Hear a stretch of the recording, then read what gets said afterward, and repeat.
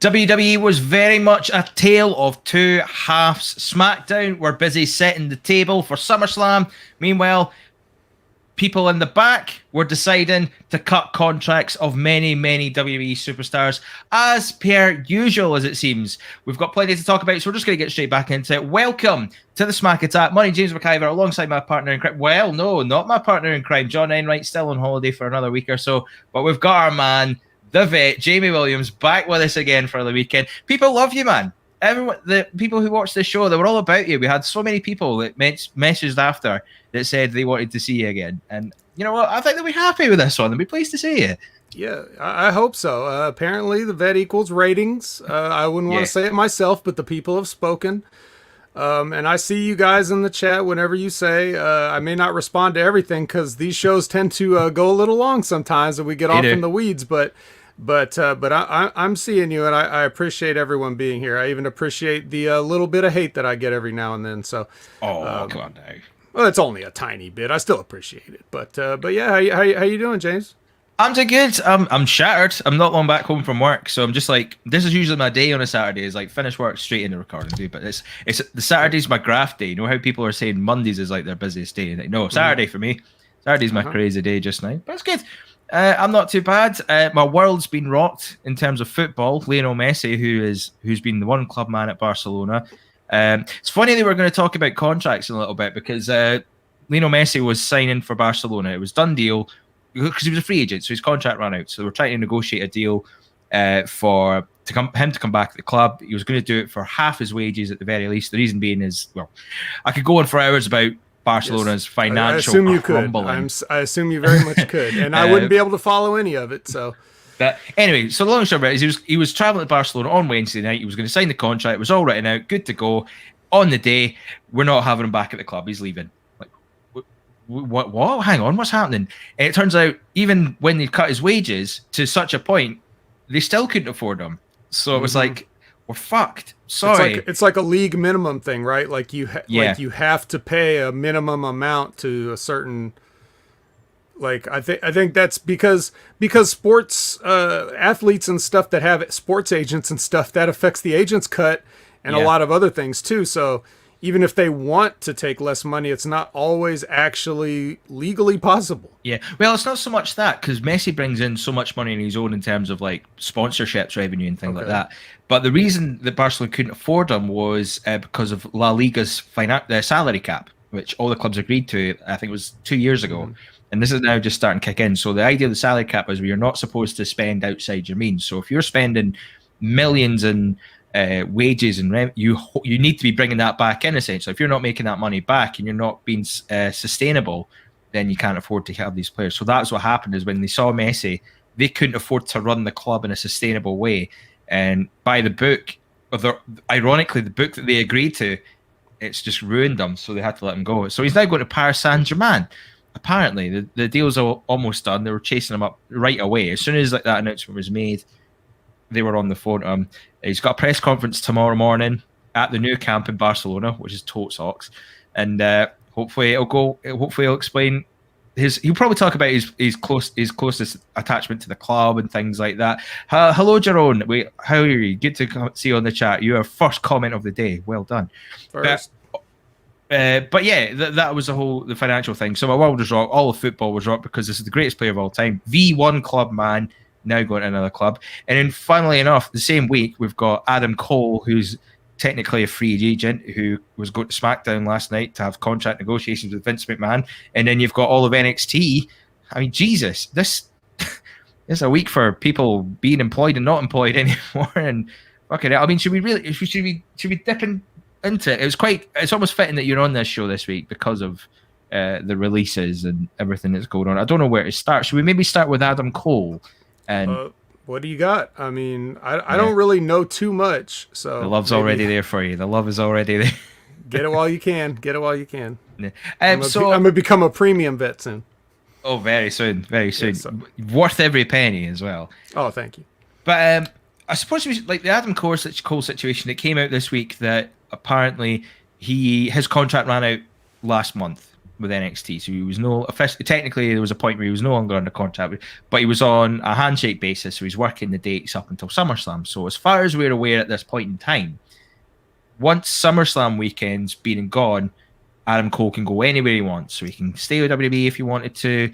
AEW, there was a report that came out that AEW were offering him a contract, but that was refuted by Tony Khan and AEW, so I doubt that's actually happened. But as our understanding currently is, Adam Cole is a WWE employee as of now, up until TakeOver, and then it's up in the air. So this news broke, and it's been spiraling all this week. So we got to SmackDown. The chat was he was going to be in negotiations last night. He was arriving at SmackDown to chat with Vince McMahon himself to maybe work out what the next. That was the rumor. Who reported this?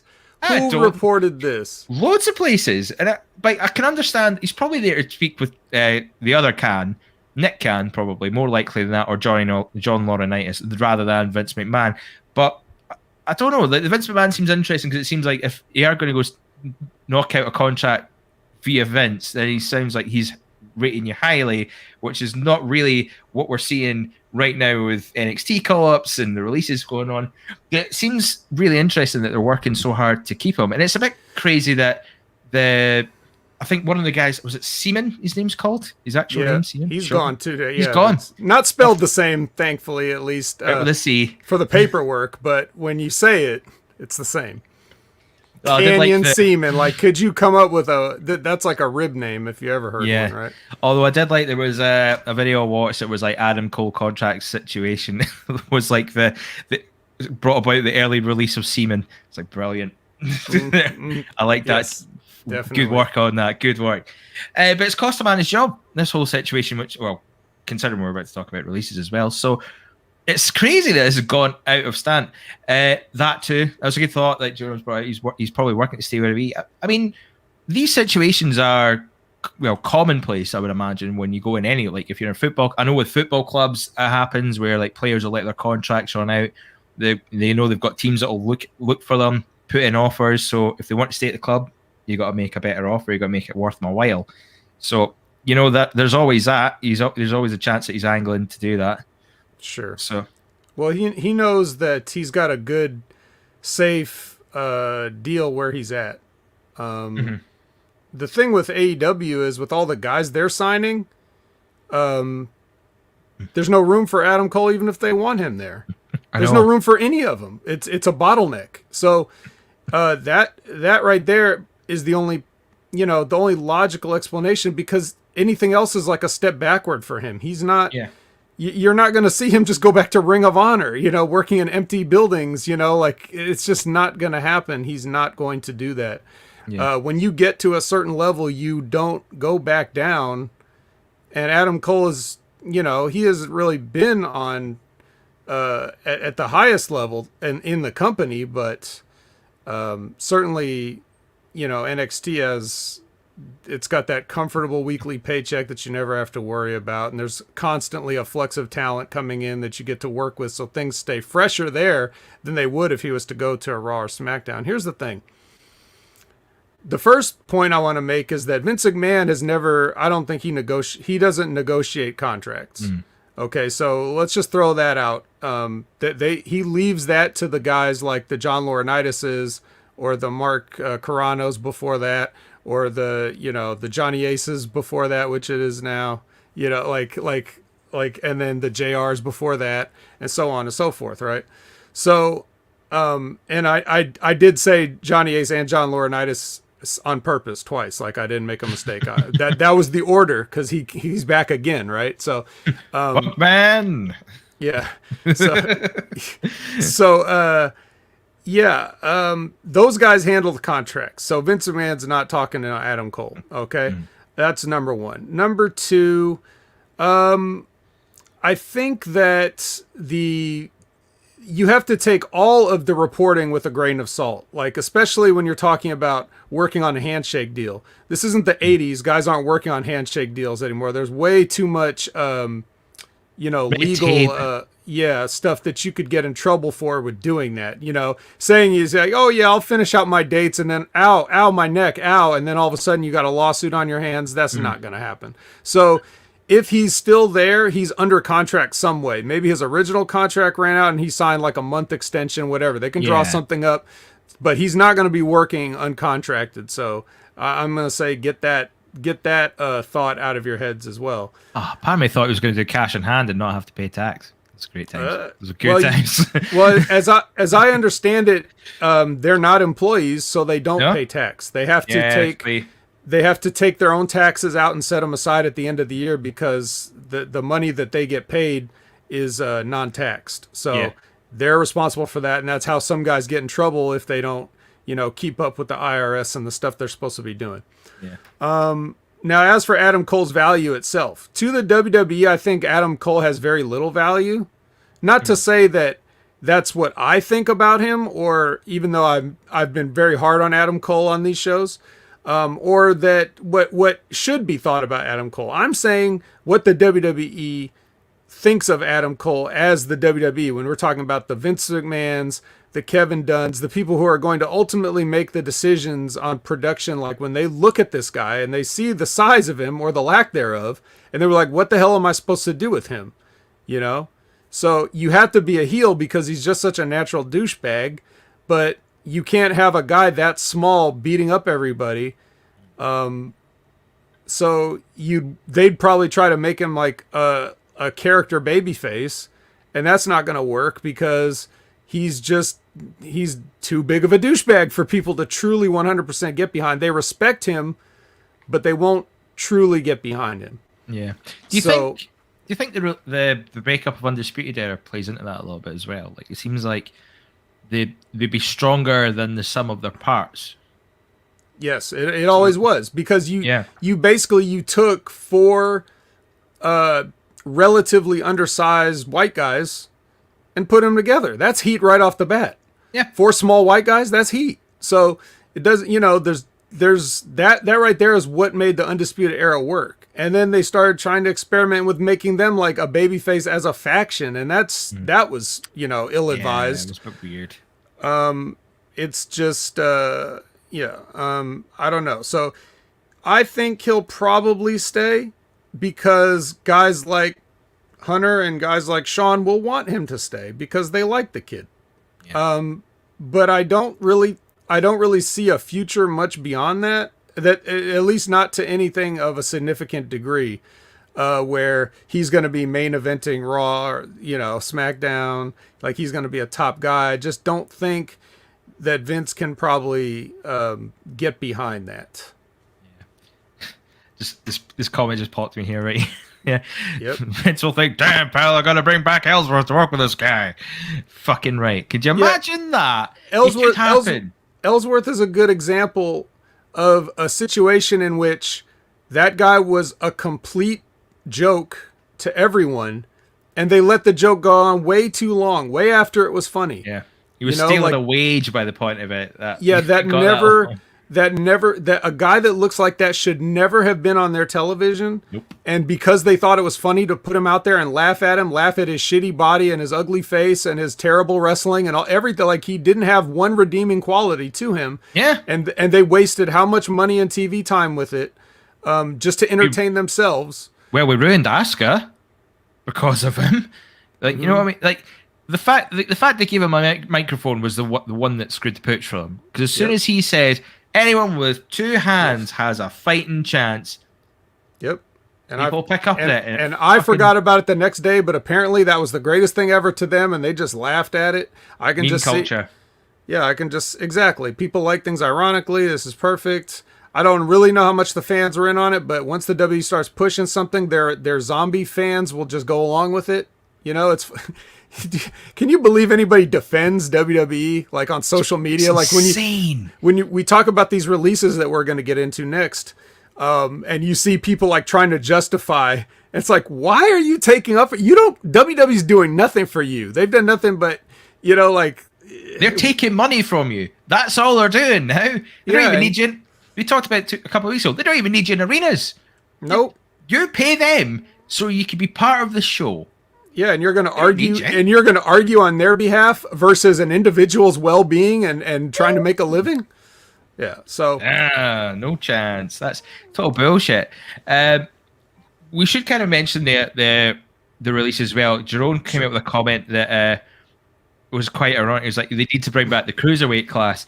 Now, strange enough, a lot of these releases were cruiserweight talents. Apart, well, one or two they weren't. But they never got rid of the cruiserweight class. It's just you're not watching it. Yeah, I know. I'm not watching it. 205 Live's on every week for like it's a 20-minute show now. It's really? Still on. It's like 20 some. It's like 20 something minutes. There's like maybe 20 minutes, 2 matches or maybe 1 epic match, but that's it. Oh God, no! And they take that. That's like the dark matches for NXT now. Yeah. So the cruiserweight class is still there. You have Kushida's your cruiserweight champion on NXT. So it's not even on 205. It's not even on 205. Yeah. So I'm just saying, like,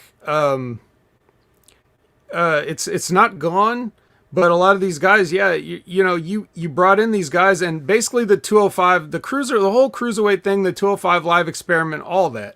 With a very rare couple of exceptions, that's just basically small guys that don't have enough charisma to be on WWE TV.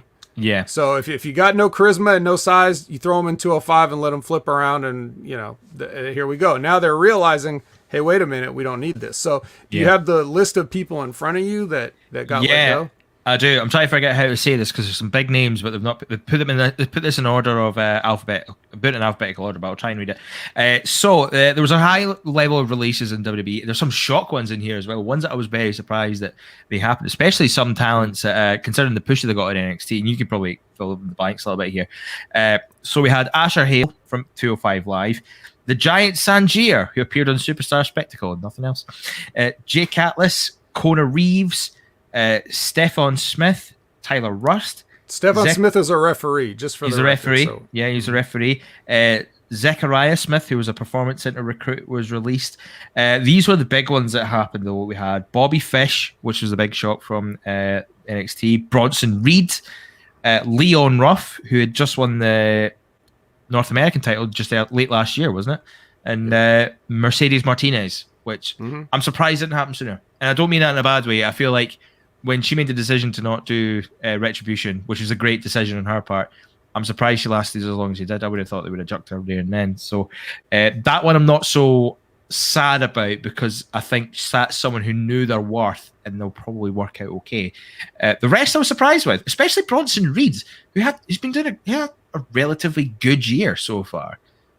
As far as I could see, anyway. Well, yeah, relatively. That being the key word. Like, personally, I don't see anything with Bronson Reed. I haven't. Again, just a guy that's no real charisma of his own. He's up to the material he's handed. He's not a humongous guy. He's like a short guy that's like about the same height as Adam Cole, just much, much wider. Yeah. And nothing about him particularly stuck out to me. So I wouldn't have ever signed him in the first place. A lot of these guys got signed when the WWE's just signing up everybody they can. And you got to do that. I can understand to a degree doing that. You want to just throw the fishing net in the ocean and just pick up whatever gets caught in the net. And you don't expect every single one of these guys to be $1 million prospects, but you never know what just might stand out or who might make an impression. And the rest of them can just be developed or used to get other guys over, which is fine. But you even by doing that, you still don't need that many. They had hundreds of guys under contract that they never had any intention of using. So some people might look at this as like unfortunate. I don't think so. What is done now is that these guys now have WWE on their resumes and they can go make a better living in smaller promotions that if they really have what it takes to break out, that they will break out and they will be able to do more there and work more consistently there. Bobby Fish, a little bit surprising, not that surprising. I suppose he was sort of like, once Undisputed Era, he was one of the few talents that was sort of dead in the water because obviously his history of injuries speaks for itself. He had a long injury history. But then he was more of a quiet member of Undisputed Era. He didn't do too much. I suppose kind Kyle O'Reilly was kind of the same for a while, but Bobby Fish kind of took time off to heal from injuries, and it wasn't the biggest promo or anything like that. Still worked a good match. I think it would have been good in a tag. I wouldn't have minded seeing him in the Diamond Mine. Roderick Strong doing his stuff. I think that would have been a great fit for him, but then they decided to put them against each other. And which you could see perhaps one day that could have gone somewhere where he does join the Diamond Mine, almost like if you can't beat him, join him situation. Classic story. But his age, you already mentioned his injury history, and I've made the case for him in the past that you don't bring a guy in like Bobby Fish because you think you're going to sell a lot of t-shirts and toys. You bring a Bobby Fish in to be a player coach and help develop the guys that you think will sell a lot of t-shirts and toys. A guy that can have a good match with anybody, not hurt them, and teach them some things. Those guys, they're useful to have around. I don't imagine Bobby Fish could have cost that much money, but perhaps if somebody like a Nick Khan is looking at a list of names and thinking, well, what is this guy going to bring in? He doesn't see the value of the player coach aspect. He just sees, okay, well, if I cut this guy, I could save $750,000 or what. I'm just throwing a number out there. But like he just sees wrestler on that name, and it's like scribble it out. And like I get that, but you've also got enough guys that you're releasing that don't even have the value of a Bobby Fish. Like now, the real surprise to me was Tyler Rust, only because he's in the Diamond Mine currently, and he's like the younger version of a Bobby Fish, or one of those like technical wrestler type guys that's really just coasting on his actual ability, alleged ability. I mean, I haven't been like 100% impressed with Tyler Rust, but whatever. He's getting there though. He's kind of getting his tracks a little bit. Yeah, everyone takes time. I would imagine. So, but you thought enough of him to use him for this gimmick, and then as you've got this gimmick, one guy gets singled out to get released. That's the kind of a weird thing. So he wasn't even able to hide behind the gimmick for this round of cuts. But everybody else never really should have got hired. Leon Ruff, are you kidding me? Did you just say no? Again, now this is me. I want to make something very clear here. And some of the guys in the chat that have heard me talk about this before, they already know this. But I'm just making a distinction here that when I'm talking now, I'm not talking about the individual. My message to the personal individuals, like my message to Leon Ruff is, kid, get all the money you can wherever you can. I'm with you. But now my message is for the WWE as a company. Like, what were you thinking? Did you just want your own version of Cheeseburger? You were never going to do anything with this guy. He's painfully small. Almost looks like he has the body of a 10-year-old boy. There's nothing you can ever really do with him except put on freak show matches. So it's just kind of embarrassing at that point, and it doesn't seem like the kind of thing that WWE historically would want to do, knowing what they're looking for most of the time. Yeah. What else? Mercedes Martinez, you said? Oh, Mercedes Martinez. She was recently the last thing she did. Did you want to add something to the Leon Ruff thing? No, I totally agree with you. I think you're absolutely spot on the dot with that. It seems like he's the sort of person you would have for like a spark. It's sort of like what they did with the North American title, like a social media moment, a big moment, and they get him in. But he's probably more worth than that as a person and a talent than it is for that there. So, but he could probably do well because that's like he's now got that on his resume that he was an NXT superstar featured on WWE. Now he's got so wherever he goes, he's going to get something out of that, which is good for him. He's got something personality-wise. He'll go somewhere and he can make a tour of promotions and he'll never have to worry about work anymore. But the WWE, who are they kidding? They were never going to use him anyway. And Sir Jam says, his message to Ruff is please eat something.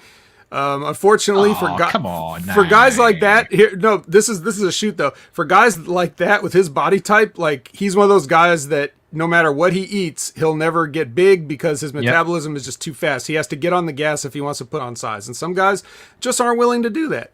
I am not a gas guy. That's why I'm sitting here talking to you instead of doing something else. So Mercedes Martinez, old. Let's just say not the handsomest woman of all time. And again, this is not me taking shots at her. This is me thinking what the WWE's thinking. She's also somebody I would bring on as a player coach, much in the Bobby Fish role. But they kept acting like they were going to push her and do something with her like as a star, whereas they just use her to job to other girls anyway. So eventually they didn't really get much from her in that aspect, but I'm sure she did a lot behind the scenes that we'll never know to help the younger girls and stuff like that as they're coming up. So that's another person I would look at the contract and be like, maybe we can work something here to where she can stay on and help. It's insane. It's like, I can't believe that thought, but it's just what they did. You're right. What they did with her was just daft. Like that. She had like 3 debuts, right? 3 debuts. Well, she did the Mae Young Classic, and then she went to NXT, and we're like, cool, no worries. And then she disappeared weirdly for a while. And then the Retribution thing happened, and you know it's bad when she was like, I'm out. I don't even want to do. Like she said to them, no, I'm off. I'm not doing it. And history's on her side with that one, but 100%. That's usually not a good. They'll find a way to mess with you anyway. They don't need help from you. So when you expedite the process, right? Well, the last thing that we saw of Mercedes Martinez was accidentally getting sparked out by Xia Li in that match, and we never saw her again. It seems a bit sad that we don't really get a proper. I can't remember a proper match they had. I don't know if that's me just having short-term memory or anything like that, but. If she did, there weren't much of big matches or anything like that. I would have liked just a couple, and they were to get somebody else over, like I was saying. So Jake Atlas, I'm sorry I didn't see it. Like his claim to fame, and I'm not knocking him for this, but being an openly gay wrestler, even though they never really acknowledged it on WWE television for whatever reason. But like really, other than that, he's not athletic enough to be known as an athletic guy. He's not charismatic. He's just there. He's like a guy that can be there to be another guy's opponent in a get over match. You think it was more sort of like making up the numbers with Jake Atlas, which is a bad thing to say, but that sort of vibe you get from most people. And WWE have got this thing where they do the numbers, and the weird thing is, I don't think it's a bad thing that they didn't openly acknowledge that he was gay, because I can't trust WWE to be the kind of creative unit and company that would treat that with the right sort of complexity and respect that it would deserve. They would just kind of flaunt him out there. And I've got like early 2000s in my head. And I'm like, no, God, no, I can't. You couldn't do that now. And it's like, I can see them having that in their head today.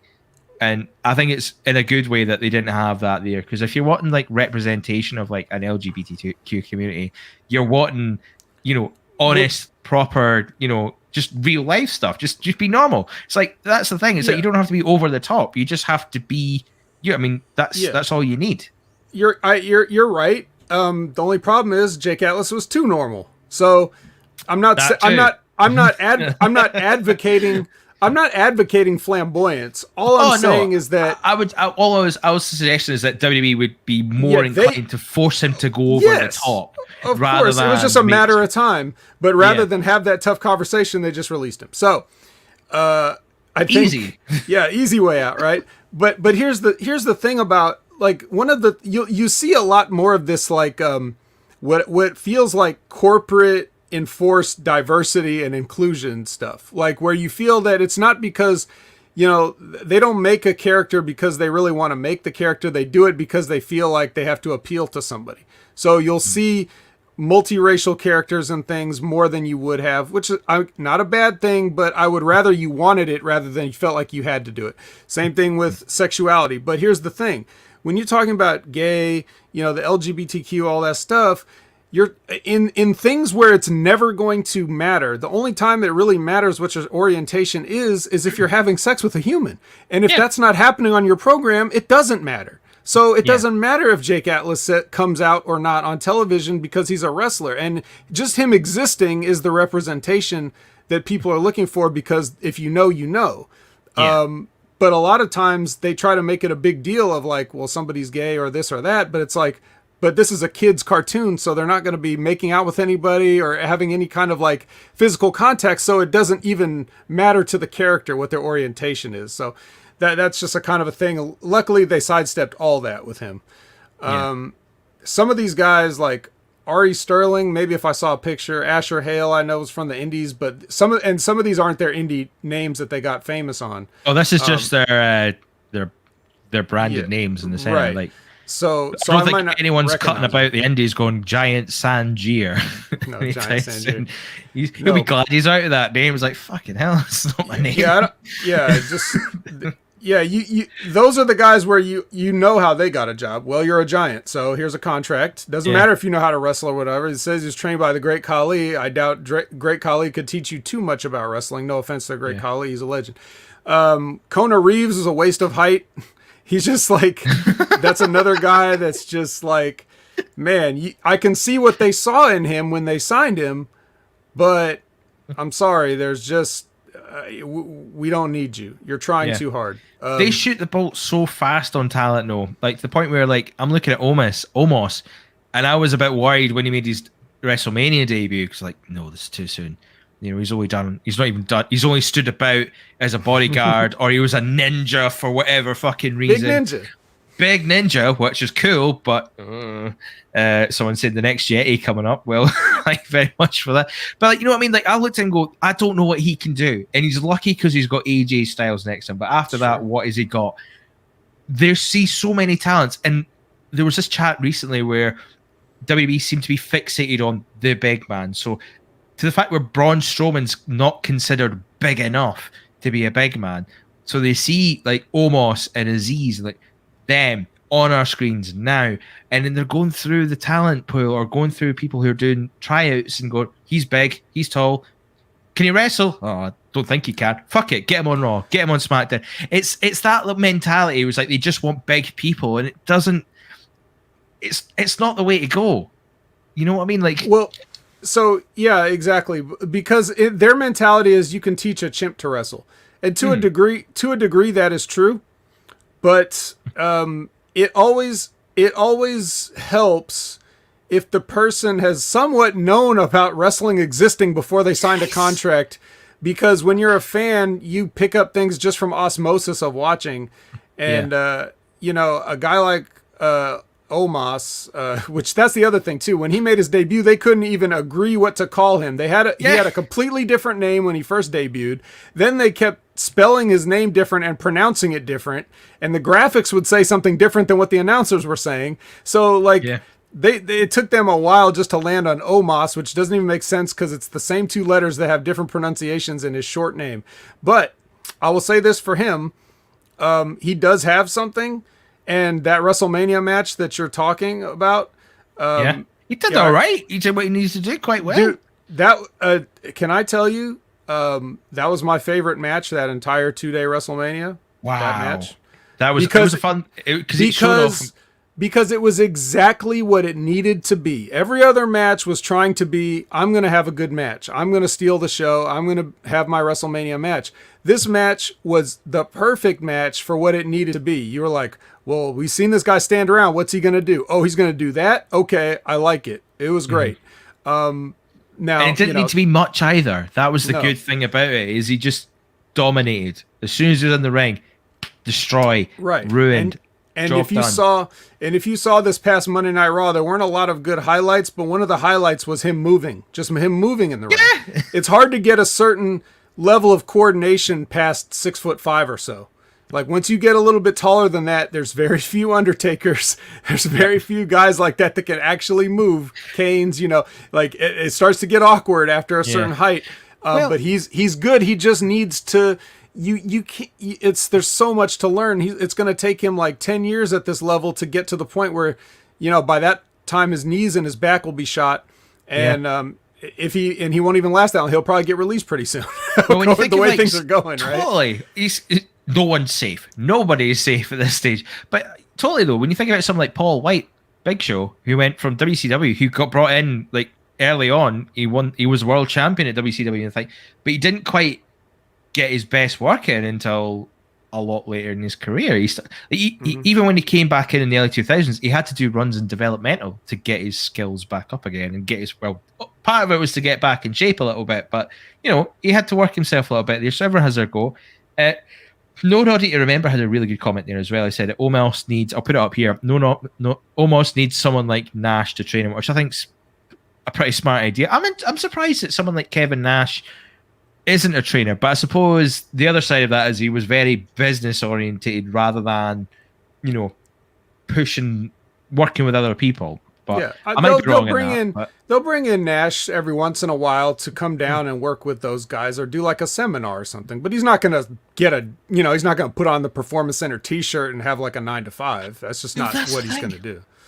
So one head that goes in my mind, The Undertaker. I'm amazed that like they've not got him as a Performance Center worker or regular anyway, because it seems to be that back when he was a regular performer, everyone would go to him for advice, guidance, advice. He would help train people as well. So it seems fascinating that we don't have him on the team. But get him on the coaching staff. Surely that would be a good move. Well, James, the man just retired, so he's going to enjoy his retirement for a little bit and stay away from anything resembling a squared circle for quite some time, as much as he can. I mean, I'm sure he'll get the itch. And then he'll want to do something involved in wrestling, but he won't want to go in there, take the bumps, and do all that other stuff. But he'll want to be around it. But right now, I don't think he's missing it at all. I think he just can just hang back and relax and have family time. So, quite right. But yeah. I'd be keen to see him do that though in the future. Hey, but Sir Jam, I said it.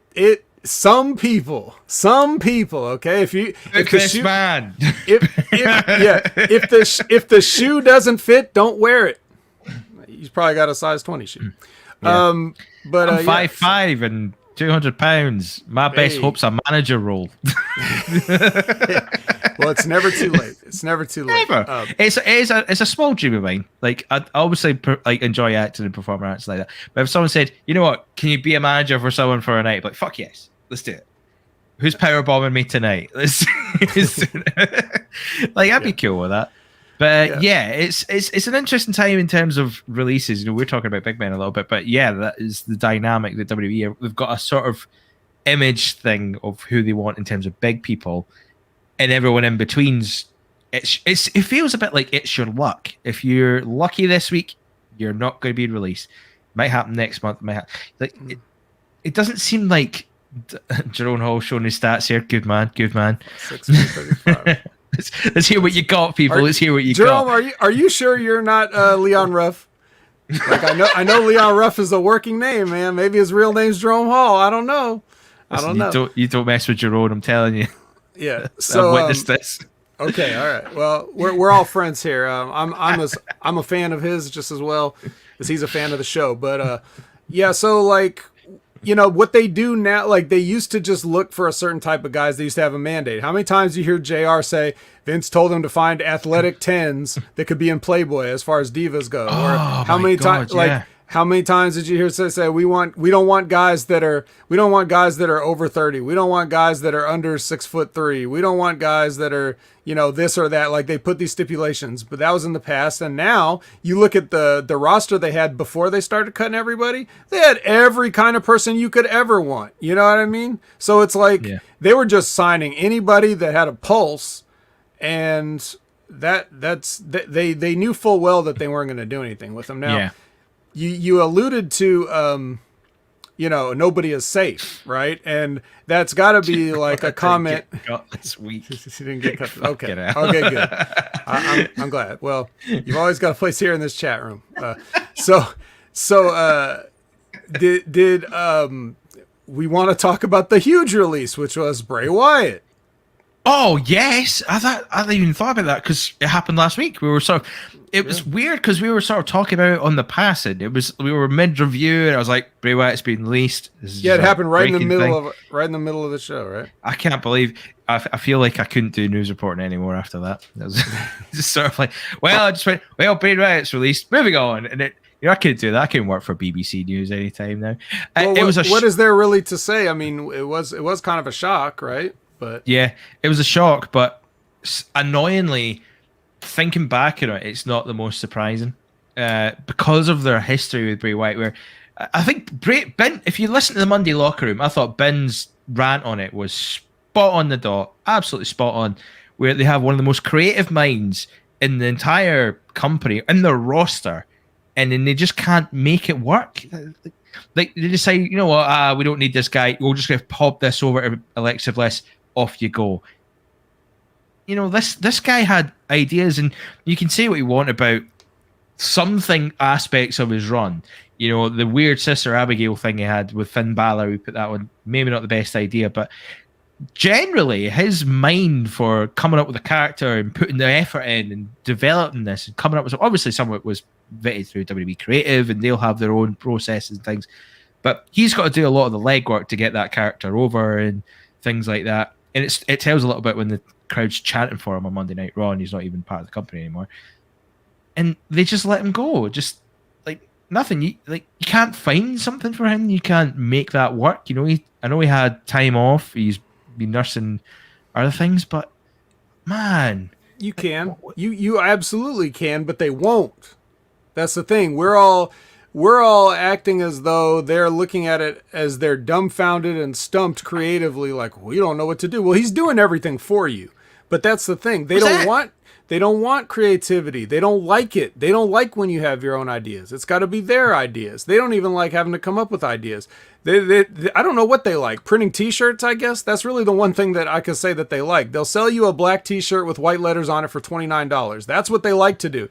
They don't. They're not really that interested in anything else. Another reason I'm sitting here talking to you. The day I figured out that they're not interested in ideas, I was like, what am I doing here? I'll just leave. So I mean, it's really not surprising that a guy that keeps coming up with different ideas and gets himself over twice, despite everything that they threw in his way to kill it, that just you just look at it as like a battle between them. Like, I'm gonna get over, and they're like, no, you're not. That's basically what it is. But it's bonkers because like he's making the money. Like, he had a title belt that was worth $1,500 and people were buying it. People were spending money to make that thing, buying merch, buying tickets to see him. All this thing. He's making you money off of his idea. Like, why would you go against that? Like, I know this is me just kind of, I'm speaking to the the converted here. I'm preaching to the converted.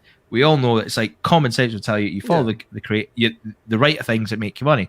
And we all know it's just WWE's just putting their foot down. They want to do it their own way. But still, weirdly, I go back to this quote that CM Punk made in that promo that he did. And it was like, Vince McMahon is making money to spite himself, where he could make way more money than he could just by... I'm not saying you give every single talent carte blanche. You can't give them a Hogan contract with creative changes in their contract, where we call creative control. You can do that with everyone. But when you've got someone like Bray Wyatt, where he's coming up with solid character, like that Fiend character was such a good character. Like, the way they set it up, the way they did the promos, like they spent months doing his own thing, working with a filmmaker and driving this idea, and then filming the first initial Firefly Funhouse skit. So then you set up the Fiend when he appeared at Summerslam that year. You know, that was brilliant, and they done such a good job with that. But for whatever reason, they can't look at that in its own thing and go, right, we can find a character for this. Who can we bring in? Great, let's sit down, let's have a meeting, let's discuss this. Let's do like sort of brainstorming idea. Let's get the walls up. What do you want to do? How do you want to do this? And I'm not saying you give him total reins, but there's a lot there where you can play with. And I always like to think that, I don't know, I'm not where I'm going with this, but the creative part of that is, if you've got a really creative talent, you need to use him. You need to make the most of what he can do. If you can see the success is already there financially, people tuning in, it works. So use it. Manifest what that can be, rather than, nah, we'll do it our way. Because at the end of the day, a man's lost his job because of their determination to just stick and do their own way, rather than take advantage of the tools that they've got in their hand. He's literally there. He's not done anything for a while as well. And you're watching the Alexa Bliss stuff. You can't get him on the phone or bring him in and say, right, what do you think would be the next step? Right, we're leading to this. We're maybe going to bring the Fiend back. So what sort of steps do you see Alexa Bliss making? What would be going through her head if she was in this mindset? They know he's the right person to do it because he knows the character that they're trying to transfer over her. So do those little things. But not release him, because that's the easy thing to do. Sure, it's very easy. Even though you still have to deal with the backlash of it, and you're going to have people chanting about it. So I think with a guy like that, logic would dictate, right? If this guy can take work off your plate, that should be a good thing.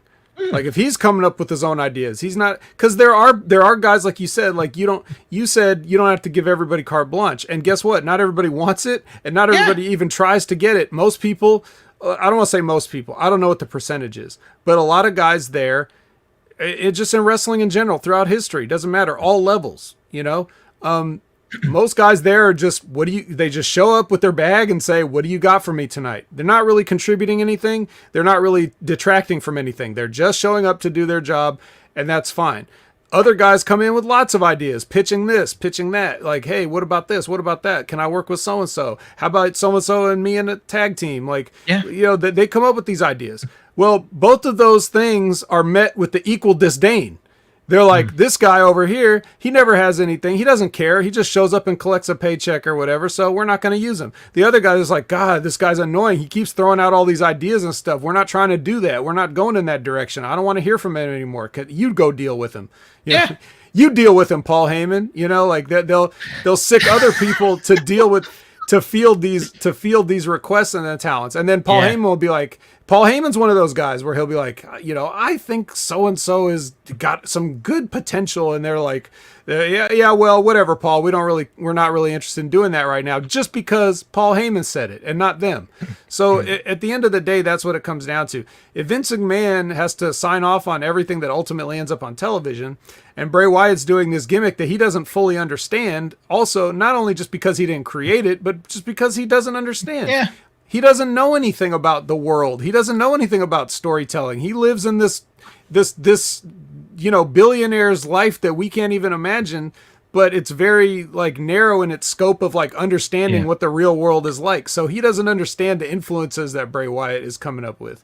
Now, that stuff is, personally, I never liked any of it, but it's not all about what I like, just like it's not all about what anybody likes. If this guy comes up with this, if some guy comes up to me and says, hey, I want to do this gimmick where I'm basically Satan.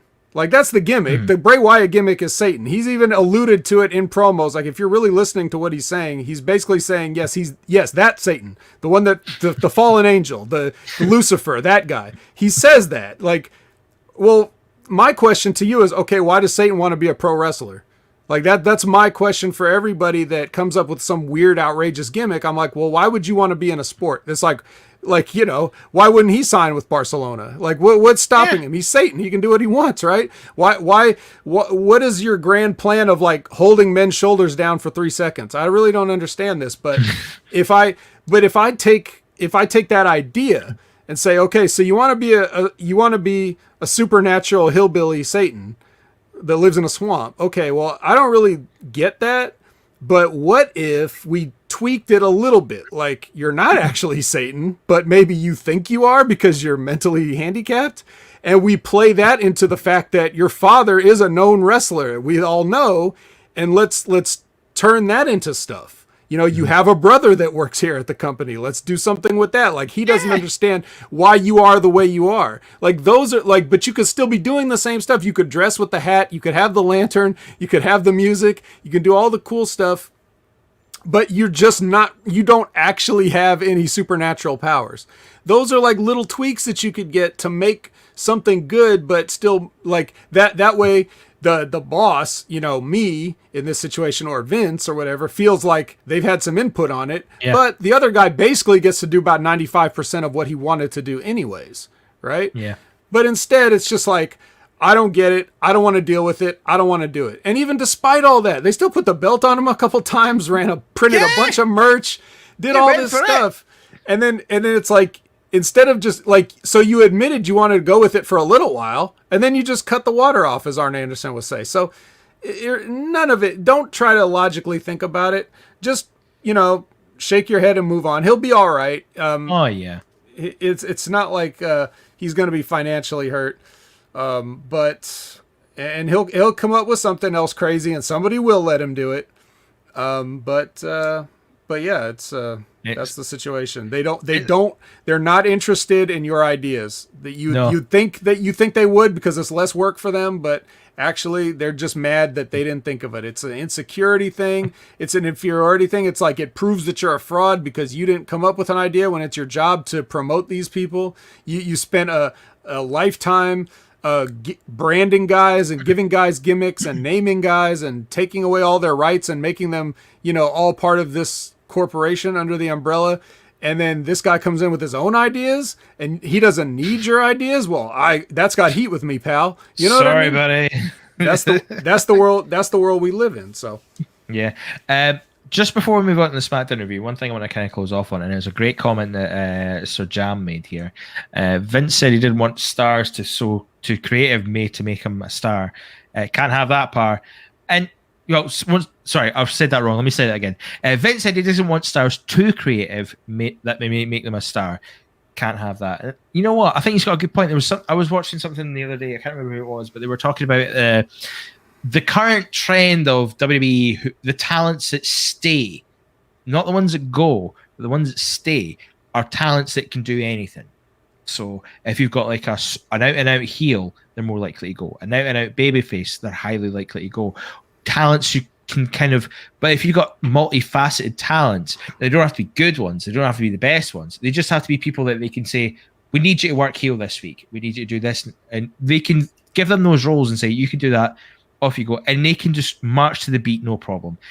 People like Bray Wyatt, who break the mold, who are very creative and have a specific character in mind, because they're so specific, they don't want them because they're less likely to change. Or if it does change, it doesn't make sense. So they want people who are... It's almost like you want vanilla people.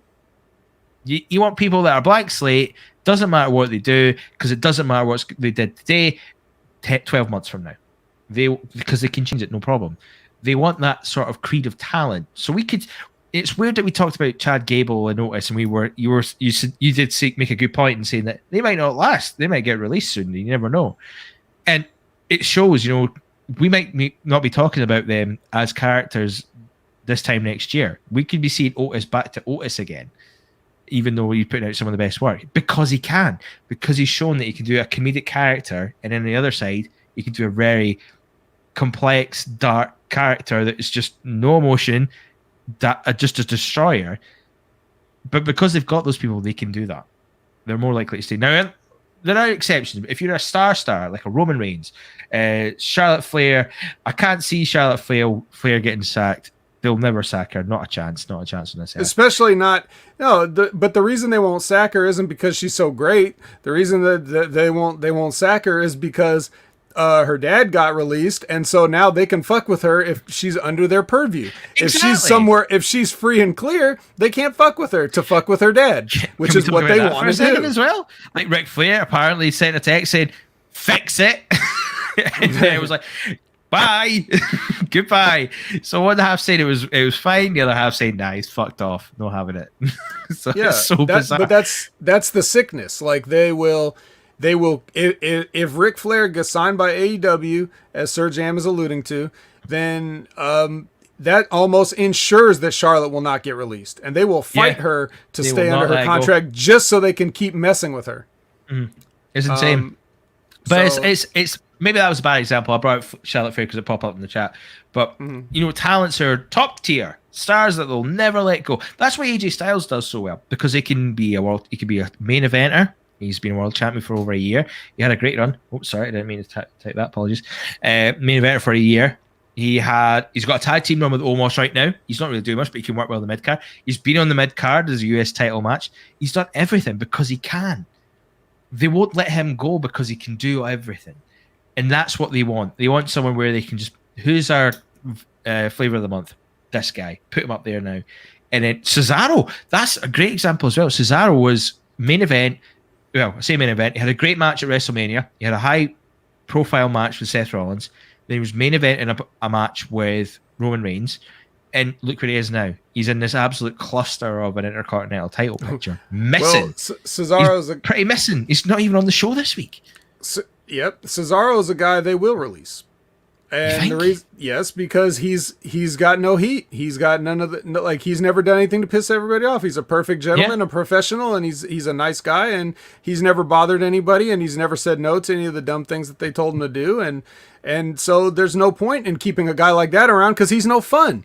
But you keep a guy like AJ around because he tries to fight you with his Twitch channel and his weird conservative views and maybe possible closet bigotry and just all this other stuff. So you can mess with him for all the things that he's done, to have an individual personality.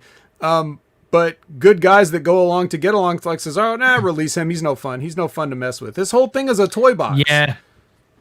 That's just messed up when you think about it like that, isn't it? Well, it's a toy box.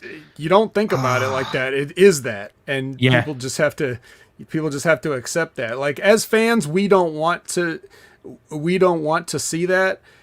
And there was a point in my life where I would have been right there with everybody else saying the same things. But now that I've been behind the curtain and see how the sausage is made and stuff, and I can't unsee it, now I know what really goes on there. And I've heard about it. I've seen it firsthand. I've heard it secondhand. It's just, that's just how it is. And people always conveniently forget that when they bring up arguments for or against certain things about the way they do things. Ultimately it's just guys messing around and having fun playing with toys in a toy box. Yeah. And the releases, as we go back to the releases, this typifies that quite nicely. It's how do I kind of phrase this? That the thought that comes to mind is obviously the sale that apparently is happening. They're thinking about selling the company, and they may just be trying to clear out to make it a bit more of a business where people are more likely like, we're not going to have to spend as much money because we're making it because there's not as much talent. But I don't know. I don't even know what their thinking is with some of these releases sometimes, or how it's put together. Like Braun Strowman gets released, and like, why would you release Braun Strowman? I mean, he's not as big as Omos or Aziz, but Braun Strowman's done stuff. He's someone that you can use. But okay, so for those kind of things, there are reasons. Like if something like a Braun Strowman comes along where you're really like, I don't get that because they were just doing something with him. There is a reason for that, but you're probably not going to find out the real reason because you have to rely on Meltzer reporting or things like that. I never comment on it because I don't like to speculate in that way, like specifically or about specific people, because I don't really know what goes on there. And I don't pretend to. If you want to hear that type of speculation, Ben Hameen does that all the time. So watch all of his shows and stuff like that because he speculates on that stuff, and he's not always spot on with his thinking, but the way his mind is approaching it, he is correct. Like in the sense that he knows that world and how that stuff can come to be. Do I think that he got released because he posts a picture of himself with Daisy Dukes on Instagram? No. But that is one of maybe 100 different things that guys that don't like him for whatever reason that have the ability to make that call. That's just another bullet in the gun of ammunition. It's like, this is why we can get rid of this guy. And the last justification they need is, plus look at the size of his contract. Like on top of everything else we said, look at all this. A meaty contract. Right. So that's pretty much pretty much how that is. So there are reasons for those ones. A lot of the guys, I don't think anybody came up with like a good, solid 100% reason why Zechariah Smith can get released. But for guys like Braun Strowman and those and Bray Wyatt's, there are definitely reasons that we're left to speculate on. But just take all those speculations and rumors and reportings and stuff. Just take all that with a grain of salt and know that the truth probably lies somewhere in between. Yeah. So Jam, he asked this question: is it Vince or Bruce, and Vince just lets him do it? It's neither. It's Nick Khan. It's well documented. It's Nick Khan. Well, but ultimately it will be like they will recommend what they need to do because Nick doesn't know like that level. He's looking at numbers on a spreadsheet and saying what makes sense to him, and then he can argue like Bruce and Vince can argue for or against. But then some of the releases are happening at times where they're inconvenient to have them happen. I brought out Braun Strowman, who was like a main eventer that almost like the week before he got released, he was a main eventer. You've got Bobby Fish, who's in a feud with Kyle Ray. One member of the Diamond Mine of NXT has been released last night. They don't. It's these releases aren't convenient times for some of them. They just happened, and we have to recover. The Riot Squad broke up because of it as well. We've got to kind of pick up the pieces and reset with a lot of people. Where maybe if things played out, maybe you could do it after, but when it's right in the mix of things, maybe not the best way to go. That's where those people, again, those are the reasons that we don't know. They had reasons for those guys, and they may lump them in with other guys because it's time. Like they may say, okay, we're making a certain amount of cuts, and then maybe somebody gets added to that list. Like for example, they also released Desmond Troy, which we didn't name, but that came later for some reason. Why? Yeah. Because you forgot, or because you just decided like, oh, this person did this or that or whatever. I don't think Desmond Troy's one of those. He's not consequential enough to be one of those.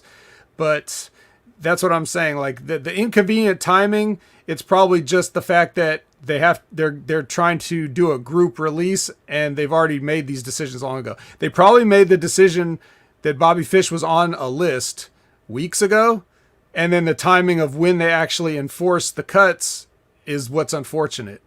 So, but I don't know. Yeah, it seems like a situation we're going to see play out for a while now. Because that was the other thing. There's a rumor that there's going to be a change or a rebrand of NXT. That we're going to have a new logo and a new aesthetic and things like that. But those are just sort of like initial reports. I wouldn't say they're anything rock solid just now. We'll probably have to wait for a wee No, and it doesn't have to do with anything with whether Tyler Rust is still going to be in the Diamond Mine or not. Yeah, so like I'm not knowing that my work's getting sacked over a coat of paint right now. I don't think they're doing the same either. That's the best way to think of it. But we'll move on. We'll get into that there. Just before we move on there, I want to bring in this little comment here. Pretty cool. You're a pirate ship, apparently. Yes, that's right. I'm part of the Whitebeard crew, so I'm always going to be on this pirate ship as long as I'm doing HMG stuff. Hey, guys, you think Vettel do well in HMG? He'll go far. Hey, all right. Never do that again. Now, talk about getting sacked. All right, you're off the show. It's just going to be me and John from now on. Shit, banter ahoy. But hey, the chat's always open. The chat's always open, kid. I'm ready to get rinsed on the chat. I'm prepared for that. Smackdown. Talk about getting rinsed. Jesus. I was half and half on this. I didn't like Smackdown, but I liked the business they done. Weird show. I got more excited for SummerSlam. Wasn't so excited for the show in itself. So I guess they done a good job. The kind of show that's best read in a recap. Yeah. Oh my God, yes. I mean, starts off great. Sasha Banks promo, everybody. Mm-hmm. Oh, man. I ranted about Sasha Banks promos quite a lot this year. Really? I don't think I've had the pleasure. Oh God, the God. Let me guess and say you're not a fan. Okay. Oh, the shite. She had one or two good ones leading into WrestleMania. This wasn't on the level of WrestleMania promos by any stretch. She came in. She says it's boss time. She did a lot of talking about getting the spotlight back and Banks should be thanked because Belair got there was the ESPs, the WrestleMania main event. That doesn't happen without her. And she's here to make Bianca pay. Well, where was that the night after WrestleMania? You fucked off. Your argument's gone. You don't deserve it. But it was basically make her pay. Like, what is she, a He-Man villain or something? I know she took my belt. I'll come back for that rascal. So yeah, she had that little rant about the ESPYs and all that. I'm just gonna blitz through this because it wasn't the funnest. Because Belair came out. She said Banks is going to be talking until she makes it to the ring. Funny that she makes it to the ring, and well, maybe I'm kind of rushing it a little bit for that. Yeah, when she talks about Banks was begging her to get the WrestleMania shot. It's not about credit. Doesn't want. It was all about Banks not wanting Belair to get her moment and shine. Belair gets the ring. Banks runs out, stands on the announce desk for some reason. Don't really know why she did that there. It was a shit promo, okay? And then Zelina Vega comes out, makes it even better, guys. God almighty, this is a triple threat. Talk about some great promos. Let's get Zelina Vega out here. I'm not gonna lie, I was like this first promo, I was like, I'm out. we're gonna freewheel the Smack Attack this week and completely make it up. Jesus, I mean, I watched the rest, but still, oh man, I was like, I'm not cool. I'm not up for this. So basically, Zelina Vega came out, says that Banks shouldn't be getting the shot. She should, because she deserves it, even though she's not won a match in fucking forever. She didn't even been hired by the company, and most of the time Banks and Belair were there. But it doesn't matter. Belair says she wants Banks at SummerSlam, but she'll take Vega now. So we're going to get Banks and Vega tonight. And hope you like short matches, people. We're on a roller coaster today. Nothing wrong with that. So this is one of those, what I call the hit everybody's music segments, where nobody can really, at least some of these people get some thoughts out before they hit somebody else's music. But I do like that Bianca books herself in 2 matches here. And there's also definite sound engineering going on during this, because there's no way the people would have been as into what they were hearing as what they tried to make it sound like they were. So, I mean, if you stayed awake through this, you've done a good job. And I know I'm being really harsh now. I really am. But at the same time, we're not harsh enough. We're not harsh enough. I mean, get this show. I want this show to get me excited. Last week we started with John Cena. Started with Sasha Banks this week. I mean, it's apples and oranges here, guys. It's not even the same, and it's not even the same level. It's not even close. I would have the Finn Balor promo we got at the end. I would be cool with that at the beginning, then had the match, and then Roman Reigns coming out after that. But we didn't. Okay. Yeah. We didn't. I think. So I like Sasha. I always have. Yeah. I think that she can get away. She can get away with having shitty promos if she's this heel, because you'll never be able to fully blame her that she's not doing it on purpose as a heel. But she's kind of gotten far away from the character that she was playing in NXT, that really played up to what the fans were saying to her, like with the Ratchet thing and all that, which was pretty funny. And her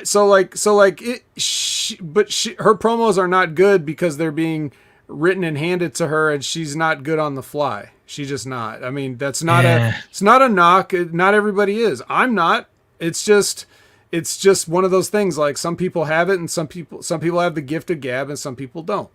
But if you're a heel and you're trying to get real heat, then if you have a shitty promo the way Sasha Banks does it, it's fine. It's okay. Yeah. But you don't want to have, and even Zelina to an extent, like if you're that heel, it doesn't matter if your promos are shitty. Bianca can't afford to have a shitty promo. So even though her promos aren't as bad, the fact that she's lumped in with this, she's going to be guilty by association. So that's unfortunate, but there's really nothing more to say about it. It's just, they're just setting the stage. They're finishing the business that they had last week. So even if this wasn't performed the best, I think it was probably the right way to open the show, assuming everything had gone like it did in everybody's minds when they came up with it. Yeah. I don't know. It's okay, James. We don't have to spend too much time on it. We've got a lot to move on. I mean, if I'm being a dick, you can call me a dick. I don't mind. I've made it clear that I'm not a big fan of Sasha Banks. I even made the argument the last time where she did the bloody Mandalorian with proper actors who are really good, by the way, and with a really good director. And you can't pick up something from doing that. I know it's not the same environment, but no matter what you do, like if you're doing any kind of like creative thing, you'll learn something. People, I remember people praising her appearance on The Mandalorian, and even though the appearance was fine, I was like, yeah, but she's cutting the same promo on this show as she does on SmackDown, man. It's not good. It's not good. It's not good. You know what? You probably should have got a good response, because she said fuck all on that show either. She had like 3 lines in the whole thing, and the rest she played off quite well.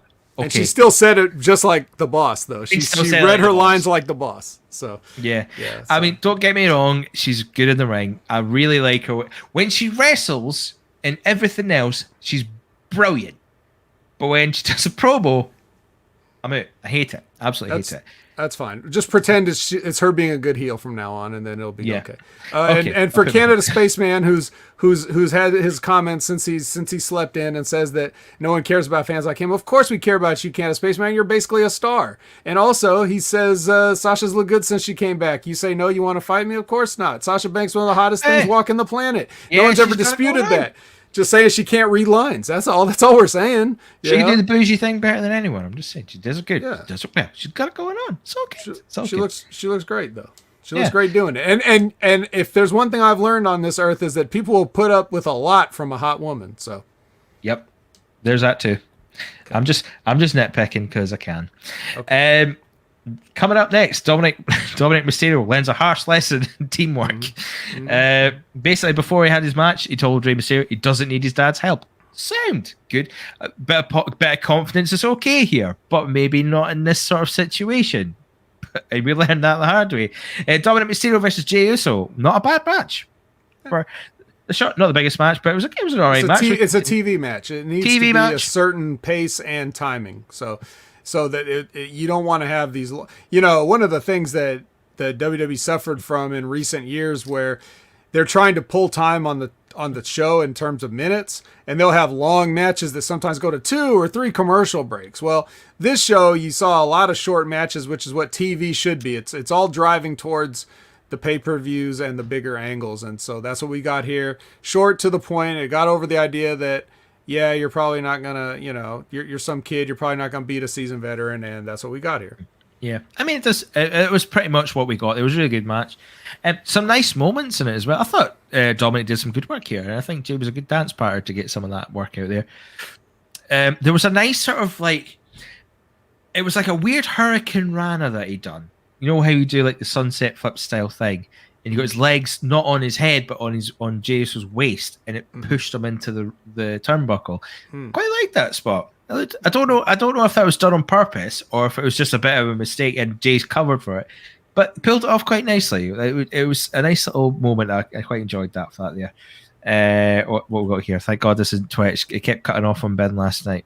Yep, that will happen. SmackDown Live self-help group. Twitch don't like that for some reason. It's worth watching though. If you're up for it, watch Ben's self-help group every week.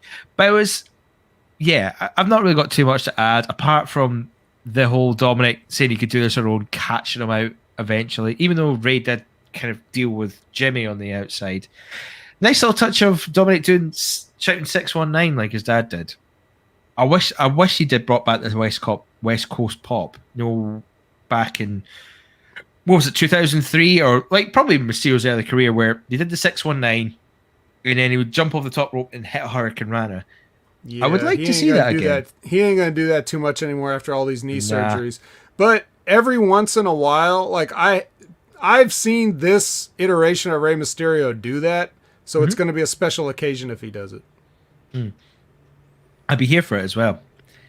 But it's a strange sort of feud because it wasn't one I was fully up for, and it seems like it's more just sort of trading wins back and forth. We're not really getting much of the Usos in this scenario. A lot of the character work for the Usos is getting left for the Roman Reigns storyline. Yeah, and it just seems like maybe we're holding off a little bit because the Street Profits are kind of trying to build themselves back up again, which would be a good feud.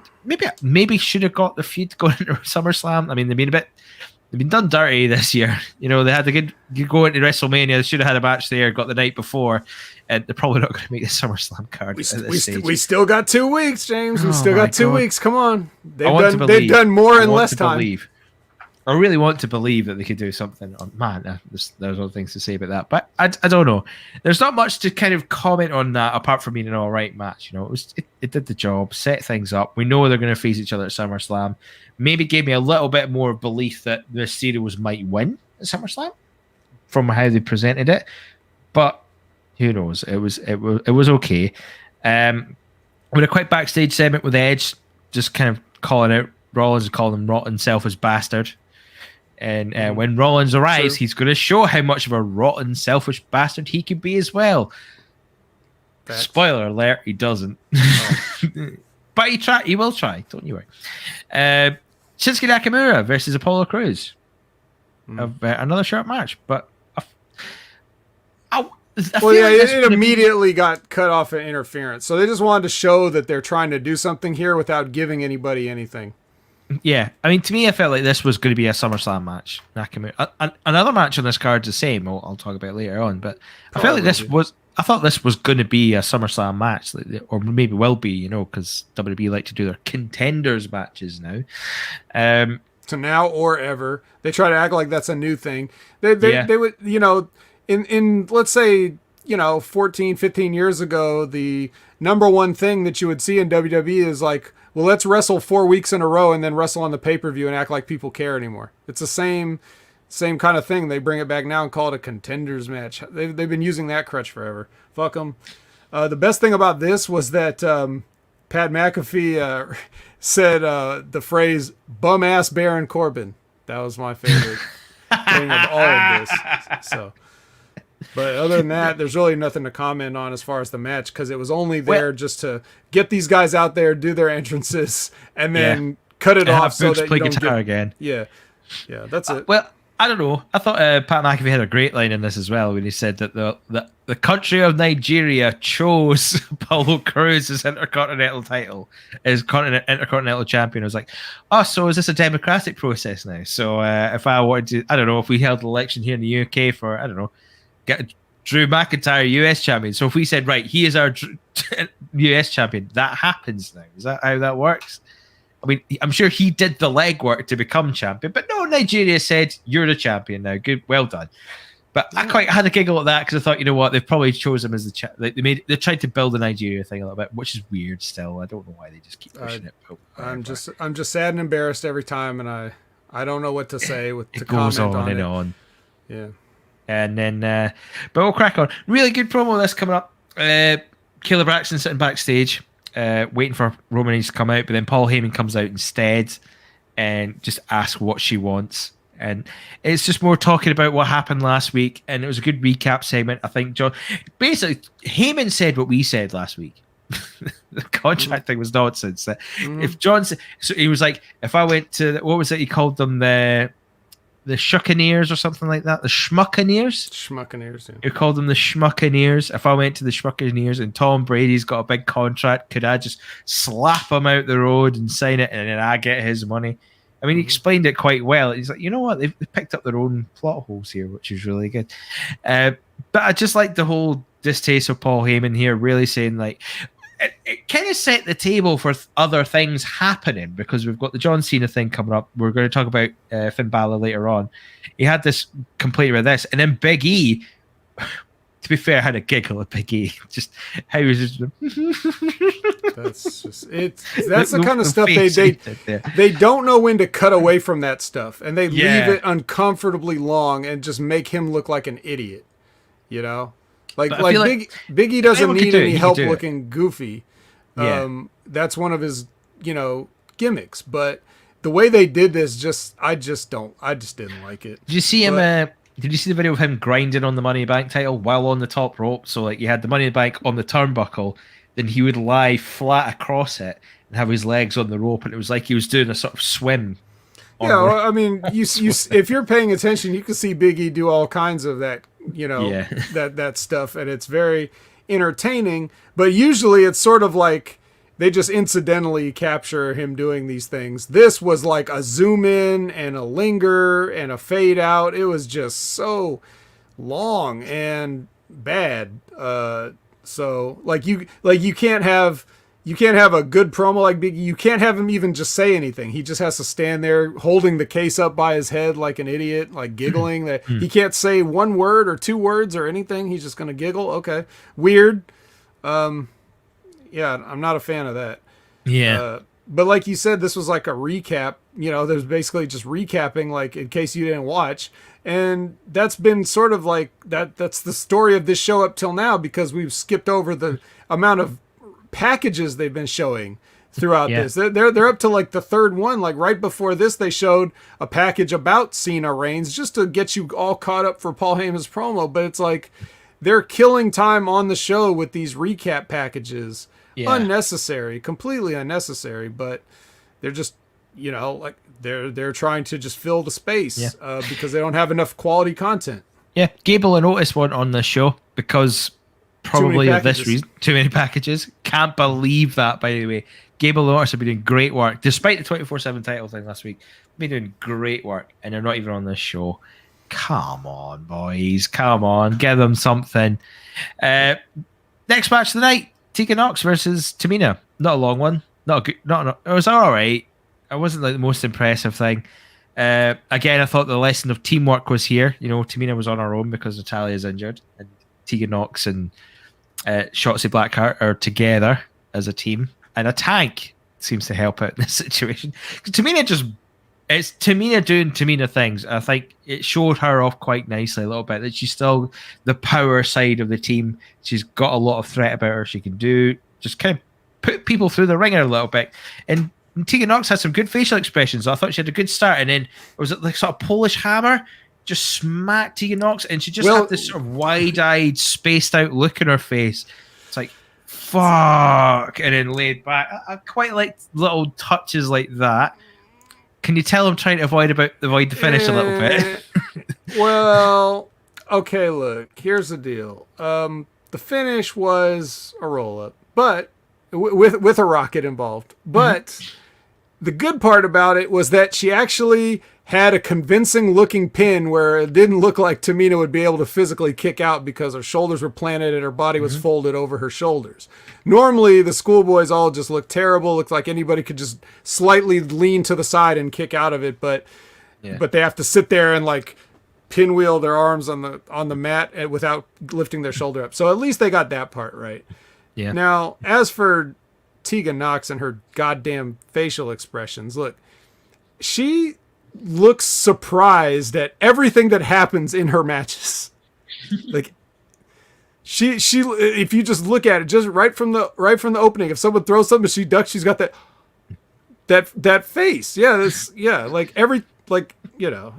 a little bit ridiculous, but she might not even know she's doing it, or she's probably just trying to like liven it up or show some, like people will tell you when you're being trained or when you're at the performance center working with the coaches and things or whatever, people will tell you things without really explaining them. And that's usually because they heard somebody else say it and never really had to explain to them. So you hear all the time, like when you hear people complimenting good wrestlers, they'll say like, oh, he's got great facials or great face, but what does that really mean? It's supposed to mean that you're reacting to what you're doing in a realistic way, and you don't just have the robot face because you're trying to remember all the moves you planned out in the back. Yeah. You're trying to realistically in real time react to the things that are happening. So someone probably told Tegan Nox, like, Tegan, you got to have more facials. You're just standing there with a stone face. You got to do something. So she just, not knowing what to do, she just looks surprised all the time. Yeah. Yeah. So, I mean, that aside, this was fine. It's just Tamina's and speaking of facial expressions, Tamina always just, her facial expression just looks like somebody farted. It's more like slightly confused. Yeah. Like, does somebody fart? Like somebody farted is Tamina's default facial expression. So I don't know what she thinks she's doing, but that's what it looks like. This week's homework, people, if you're watching on live chat or listening on Patreon, get your photos out of you doing your Tamina face. We'll get them on the show. We'll crack on. Sonya Deville and Adam Pearce telling Zelina Vega she can't have a title match because it's not been promoted ahead of time. Let's talk about contract ratified. Contract ratified. Bullshit. Like an amendment. That's such bullshit. Whatever though. But they will get a match tonight. And if she wins, she might get a shot against Bianca Belair down the line. Fair, or we'll get which is fair. Fair enough. She can earn a shot. A contenders match. As if you will. Well, I like she goes, Sonya says, you don't make the matches around here. I do. And I'm not going to go back and watch like 2 years of SmackDown or whatever, but I'm pretty sure that the wrestlers make the matches on the show 90% of the time. I thought you were going to say I disagree with you there. I think we were talking about Adam Pearce just sitting there going, all right. Yeah. Hang on. Really? What am I doing here for then? So we'll get that later tonight. And then the segment we're all here for, Edge and Seth Rollins. Woo! I quite enjoyed it. I really did. My only thing was it was held back by. Hello, Big Ray. Hello, welcome to the chat.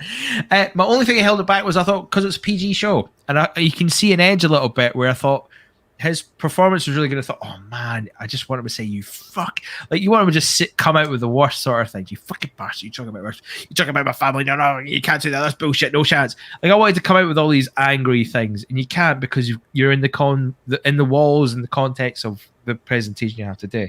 Or are you? Because as we'll mention later, how they weren't and how they haven't been in the past as well. That too.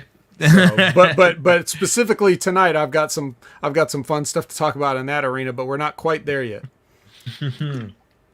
But this pretty much set up Edge and Seth Rollins for SummerSlam. You know, Edge was talking about he wouldn't be if Rollins was here, it wouldn't end well for Rollins. The rest is basically referring to this starting in 2014 because of what Rollins did.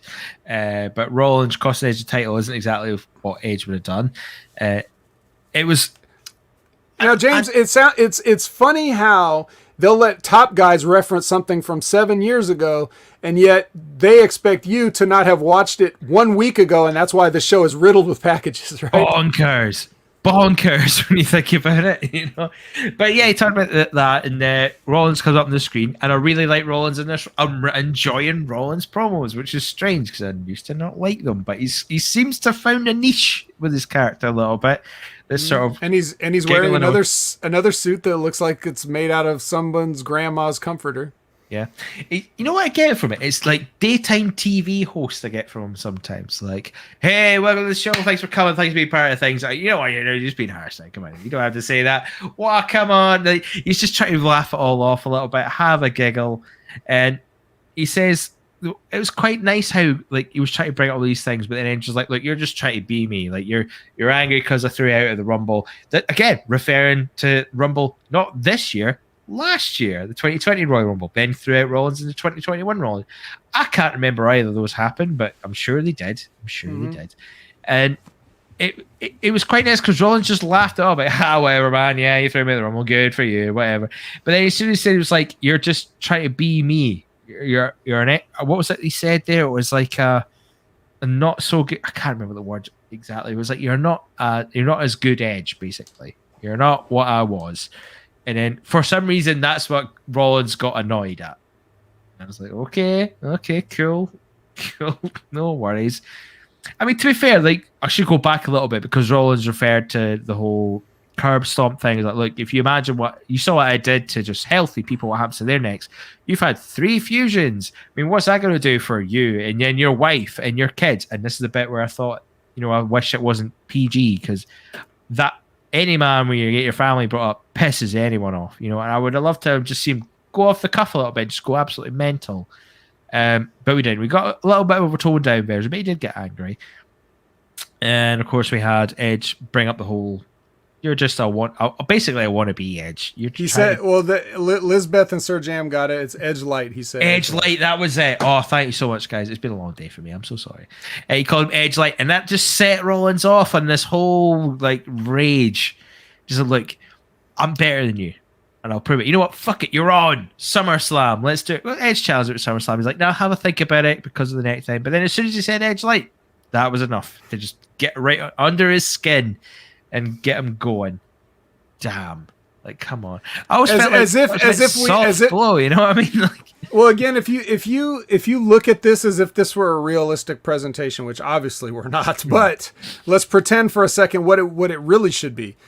You're saying that as a company, let's say Sonya and Deville and Adam Pearce really are in charge of the show, and let's say they formatted this, and then let's say they've gave Edge time, and they know that Edge has an issue. They with Seth Rollins, and they've even gotten Seth Rollins to patch in via satellite. Like that's something that doesn't just spontaneously happen. You have to set that up, right? So this will obviously mean that it was accepted to happen. So that means if you're dedicating time on your show to these two guys having it out, why do you need them to agree upon the match? It seems like you should tell them, yeah, you guys are having a match at SummerSlam. Now you can talk about it, but it's not up to these guys Now it's like, what? It's possible that we're not going to get a match between these two just because Seth Rollins says, no, I don't want to. I don't really know if that's how it works, right? But apparently here it does. Or it just works however it's convenient to work for any given angle. They can tell Bianca Belair, you don't make the matches, I make the matches. But Seth Rollins can make a match. He can approve a match for SummerSlam because, Edge insulted his wannabe edgeness. So that's where we're at with this, and we're supposed to kind of buy into all that. I would just like to see like more of where the matches are announced and set, and then these guys have to build up to it, knowing that they're going to have a match. Not try to act like there's a possibility they wouldn't have a match. It's the same thing I said about John Cena last week. Like, if you're going to sit there and accept a fraudulent signature from John Cena, why didn't you just make the match with John Cena from the outset?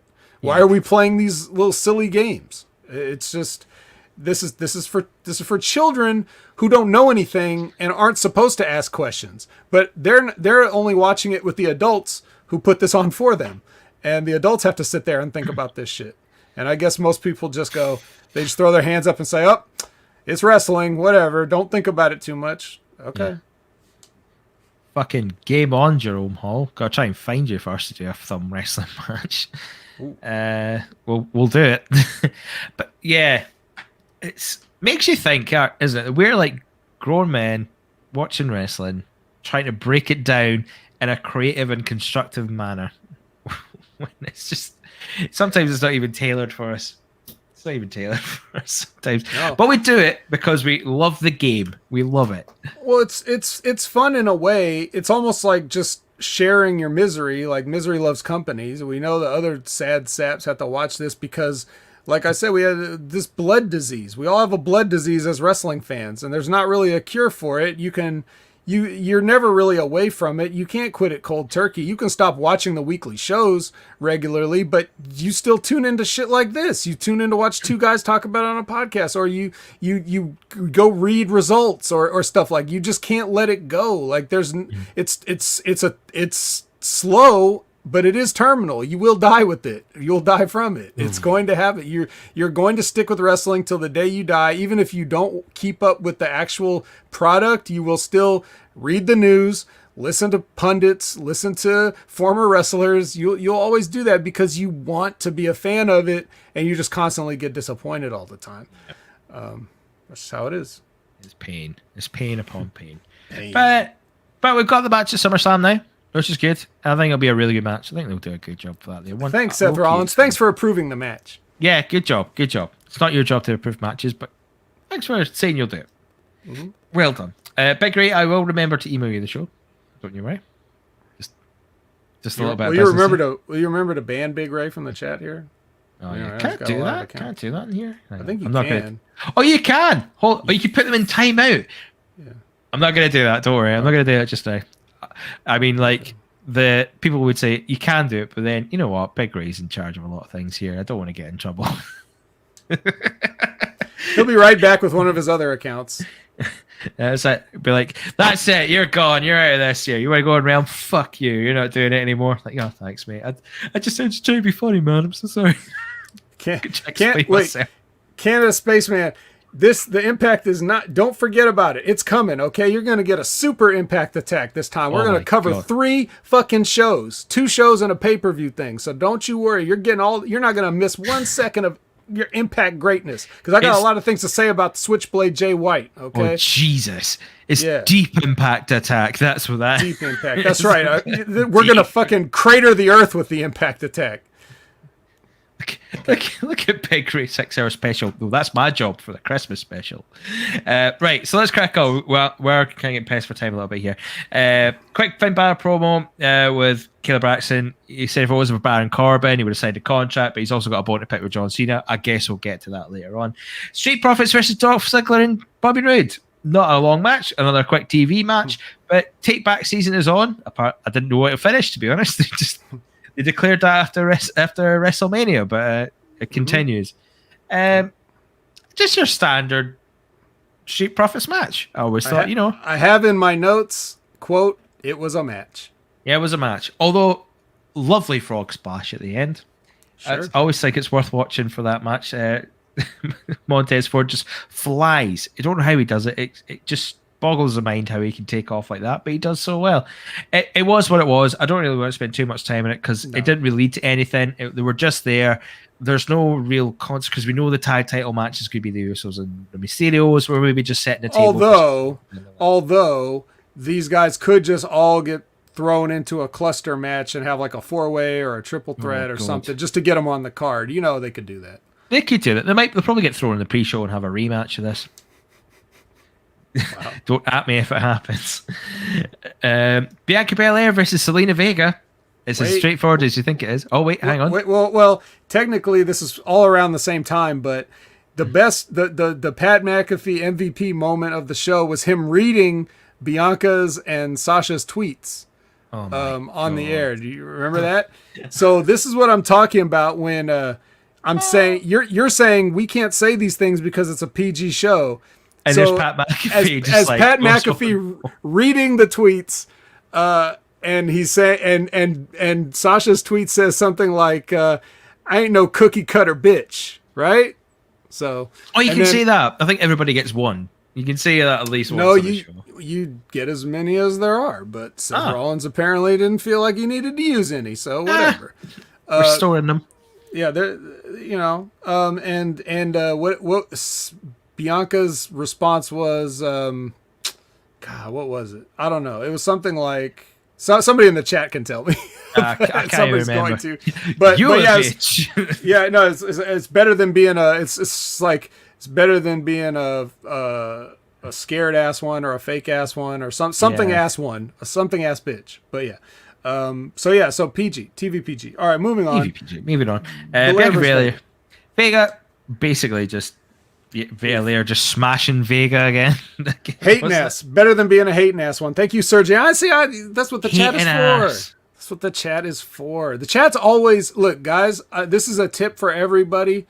Like, for every content creator that does live streams and stuff, if you have a question, ask the chat. They're never wrong. Always ask the chat. It's the best safety net of all time. All right, continue. Sorry, James. What was it? Oh, a Russo, kind of spaceman. A Russo show said in the last week, maybe it was Disco or Jeff Lane that said WWE's trying to make Raw geared for children in SmackDown TV 14. Wouldn't be surprised, but well, that's their opinion and take on how the shows feel. I don't think that's necessarily I mean, Raw could be tailored for anyone, and it would still be hot garbage right about now. But I think we're just talking about the levels of intelligence are children on Raw because Paul Heyman's not working over there. Yeah. And the only good stuff we get comes from him because it has to do with the Roman Reigns. And then everything that's not Roman Reigns on this show is like, Nigeria. That's the level of stuff we're at in the non-Roman Reigns sections. I mean, like, come on, guys. WB, you're competing with TikTok these days. Fucking TikTok. You can't do better than that. Guys. 2 hours a day. Oh, come on. But is what it is. But this match, though. It was okay. No, James, you're being nice again. I'll step in there for you, okay? I'll take the heat. Too nice. This fucking piece of shit match was AEW Dark levels of women's wrestling bad. This was the most awful. Man. Like, this is the worst thing I've seen on SmackDown in I don't know how long. Pew, pew, pew, pew. I'm sorry. Shots across the bow on Dark as well. Can anybody dispute that watched this? It was slow. Like, they moved slow. This is all Zelina's fault because she's not that good to begin with. And Bianca's too green to handle this kind of stuff. Like, she can't carry. She can physically carry. She'll lift you over her head, but she can't carry. And yeah, this was like the weakest looking stuff. The timing was off. Yeah. There was no coordination. They were trying to do stuff like above their ability level because they want to have a good match, but sometimes you have to have. What does Jim Cornette always say? He'd rather have a difficulty level of 1 with an execution of 10 than the other way around. Yeah. Sometimes having a good match doesn't mean doing every move you know or saw in other matches. Sometimes it means just doing what's right for your given spot. So I'm going to blame not just these two girls, but whoever the agent was, probably some former TNA wrestler that told them to go out there and try to do this stuff and let them. That is what I have to say about this. And like, I don't have anything personal against these two. I think Bianca's fine, and we've seen her have plenty of decent matches. She's not there yet, and it's going to be like maybe another year before she's really, really there at soonest. I'm just saying, like, that's if she's a Kurt Angle prodigy, she'll be there. But as for now, she's still a little ways off. Zelina's been gone and hasn't really done much, and she was never really a super full-time wrestler that got the reps in. So I'm going to let you continue on this. I need to go and let my girlfriend in the door. I'm now in the doghouse, ladies and gentlemen. Okay. But I'll be Don't back worry, in 2 seconds. I'll vamp for you. I can keep doing this. Zelina is not good at promos, Canada Spaceman. Just for the record, she's actually really bad at them. But she's got a look and a presence where you'd want to use her in a role like that, but she still needs work on it. It's just not natural. And every promo that she does is like comes straight from Vince McMahon, so it sounds extra awkward, right? But yeah, like this was just very unfortunate that this actually made the air. So I feel bad. It's one of those ones where,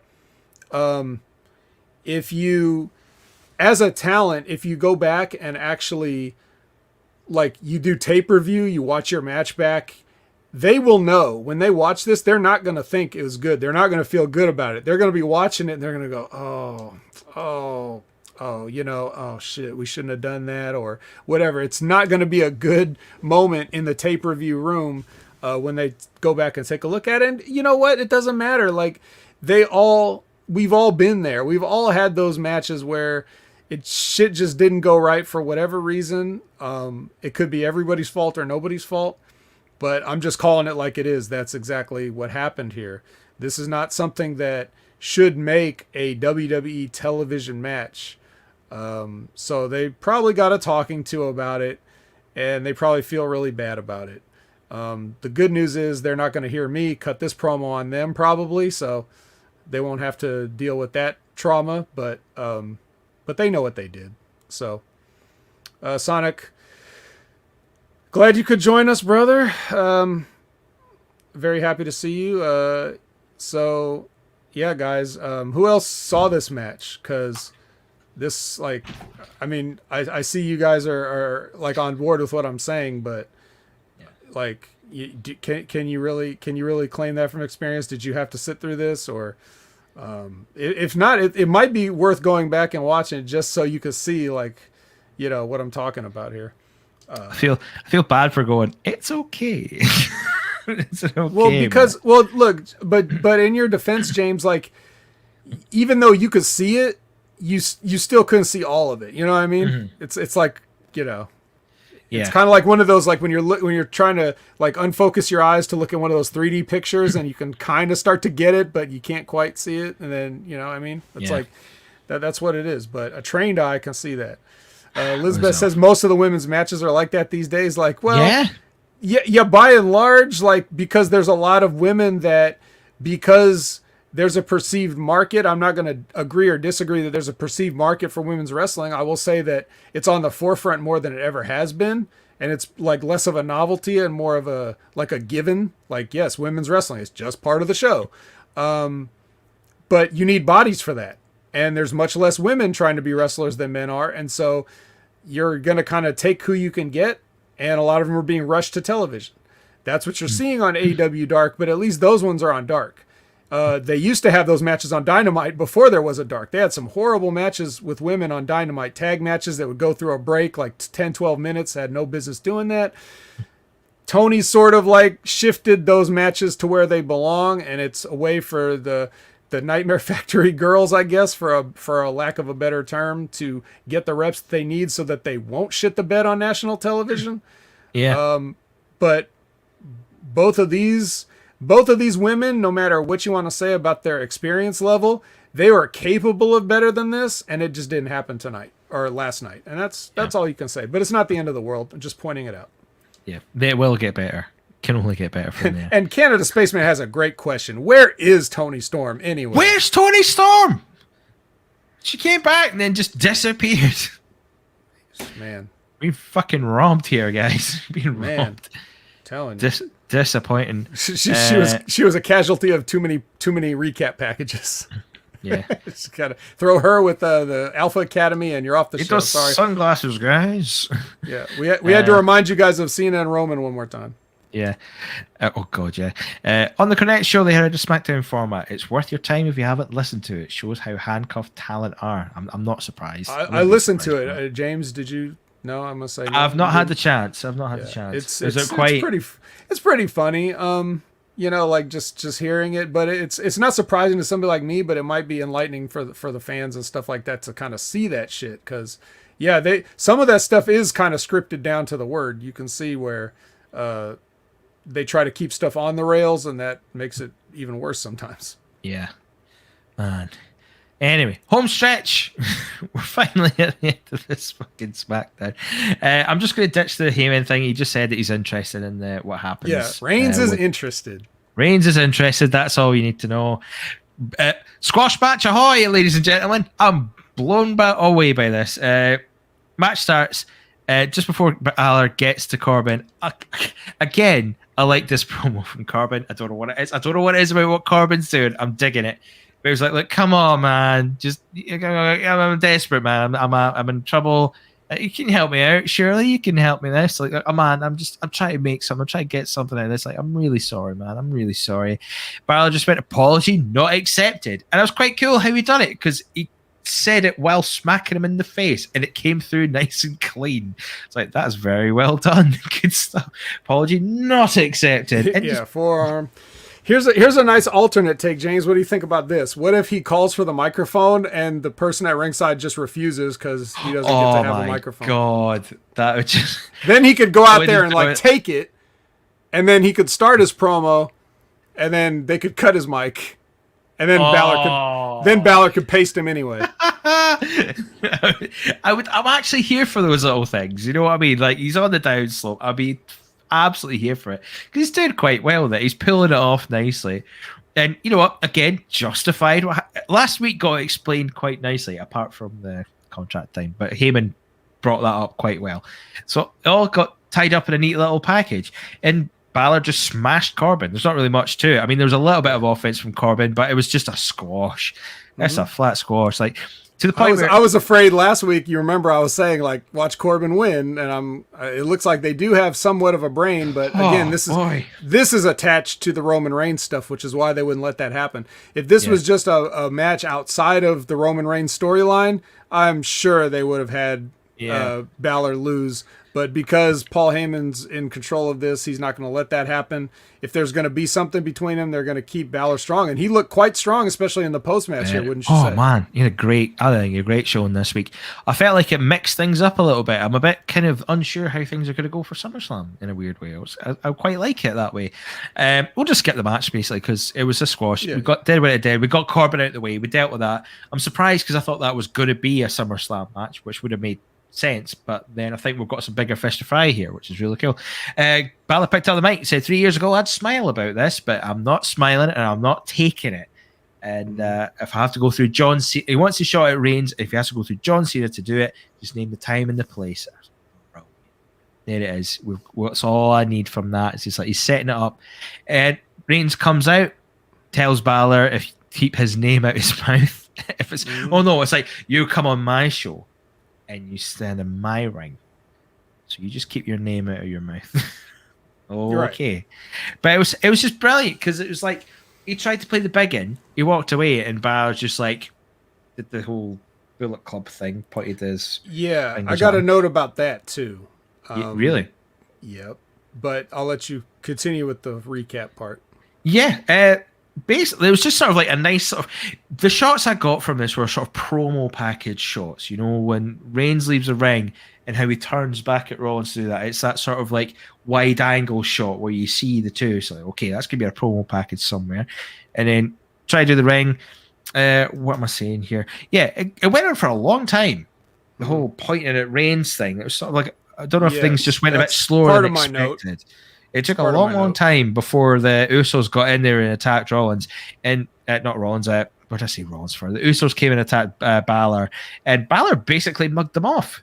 Like they're tag team champions, and he just sort of dealt with them and got them out of the way in a believable way too. Not in a believable way. It was cunning not rather the than phony pro wrestling. It was great because he was setting up to take the splash, and the other one was holding him there to take the splash, and he kicked the legs out of one of them, and he fell, and they splashed his brother. So that was really cool. It was cunning rather than being like dominant, which I quite liked. Like he finally got his way out of the situation, got them out the ring, did the suicide dive, then went back to doing the gun thing again for ages. Right. Okay. So that's what I wouldn't have done. I wouldn't have. The first time when he does it, like you said, it was like an uncomfortably long time because Roman was really taking his time turning around. Yeah. That's Roman's thing. Like he's milking stuff, and it's pretty good for the most part.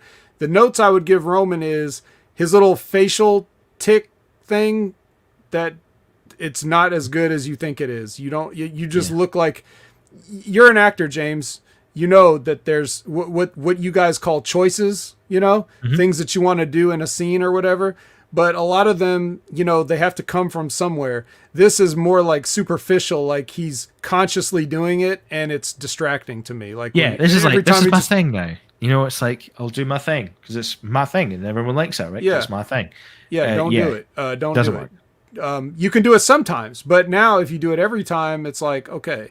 Or you just do one time. But like, just him not moving his face at all says just as much as it does if like his upper lip is twitching. It's really not that important. But but just to put a positive thing for Roman Reigns, I like that he finally got a branded tracksuit, like with his own little logo on the corner stuff rather than, just wearing a t-shirt with some sweatpants and stuff. Like took too long, but we got there. Now he's got a cool tracksuit like a real mafia boss, right? Hey, forget about it. So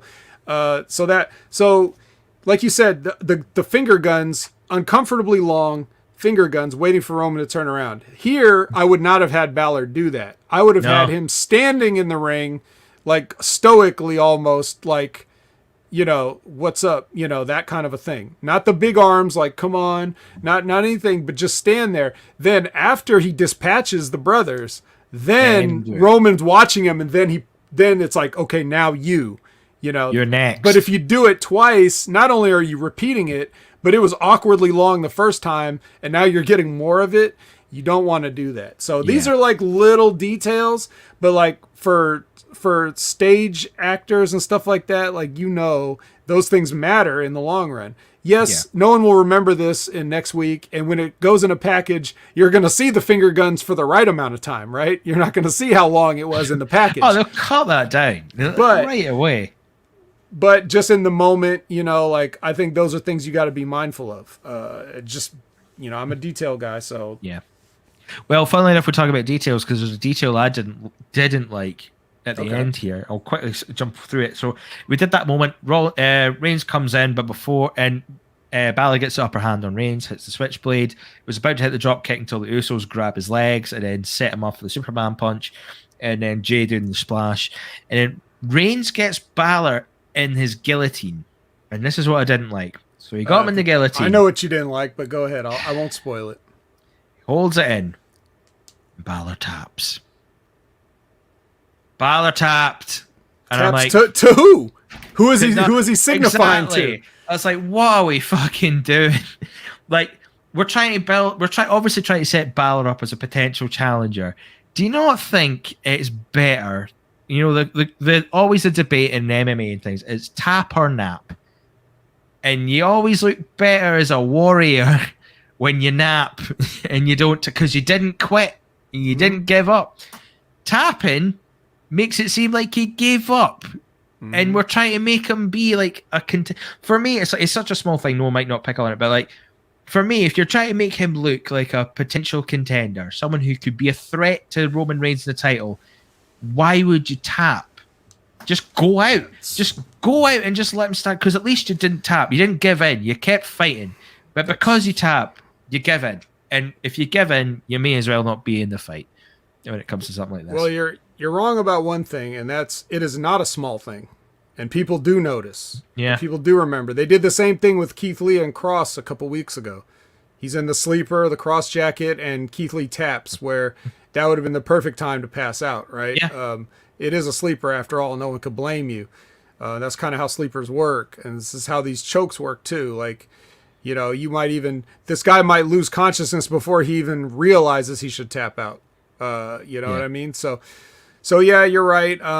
Should never have done that. That was a big mistake. And yeah, I guess that's just part of that creative control, saying like, yeah, I really think you should. I've had conversations like this in the past, personally, with people where they're like, you know, yeah, I just really think I need to look strong here and do this thing. So it's like, yeah, well, you know, imagine if someone was asking you the same thing. Well, how would you feel about it, right? It's like, it doesn't really help Roman anymore.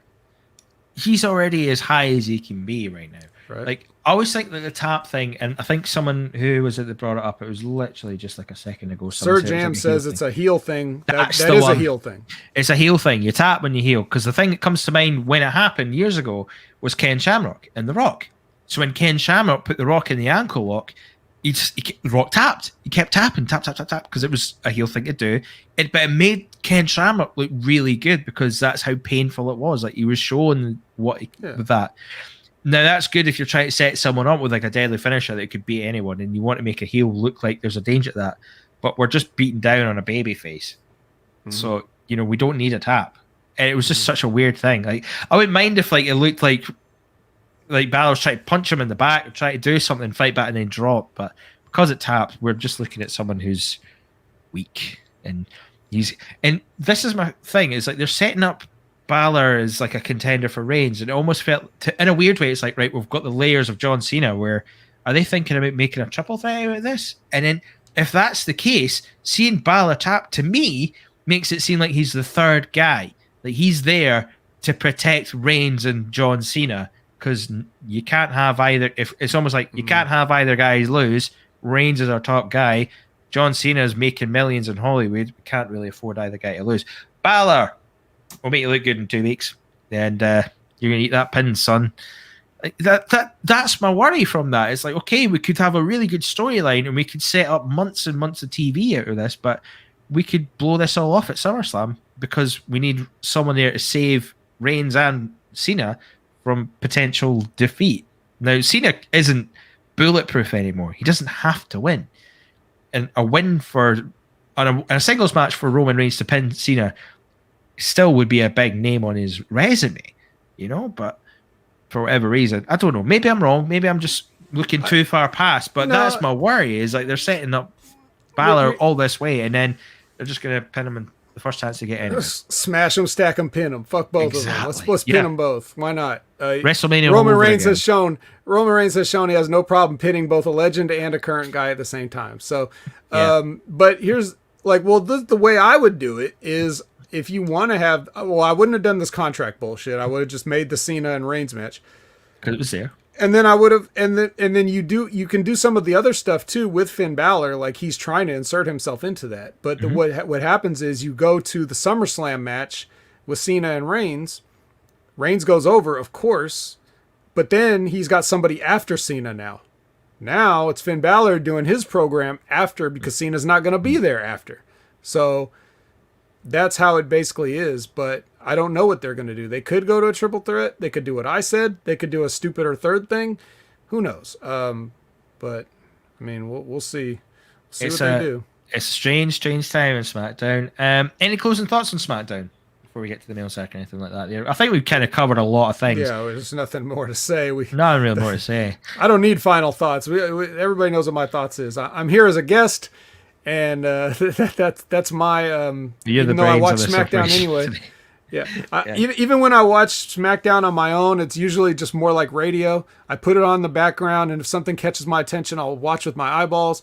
Most of the time, I just listen to SmackDown. So, but yeah, Finn, I don't appreciate. They did good stuff with Finn and bad stuff with Finn here in the same segment. So, not a big fan of that. but big fan of him and hope they do the right thing by him going forward because he's too talented not to. He deserves better. You need a guy like that. I mean, forget about his own personal like stardom and worth, but like who are all your other talents supposed to work with?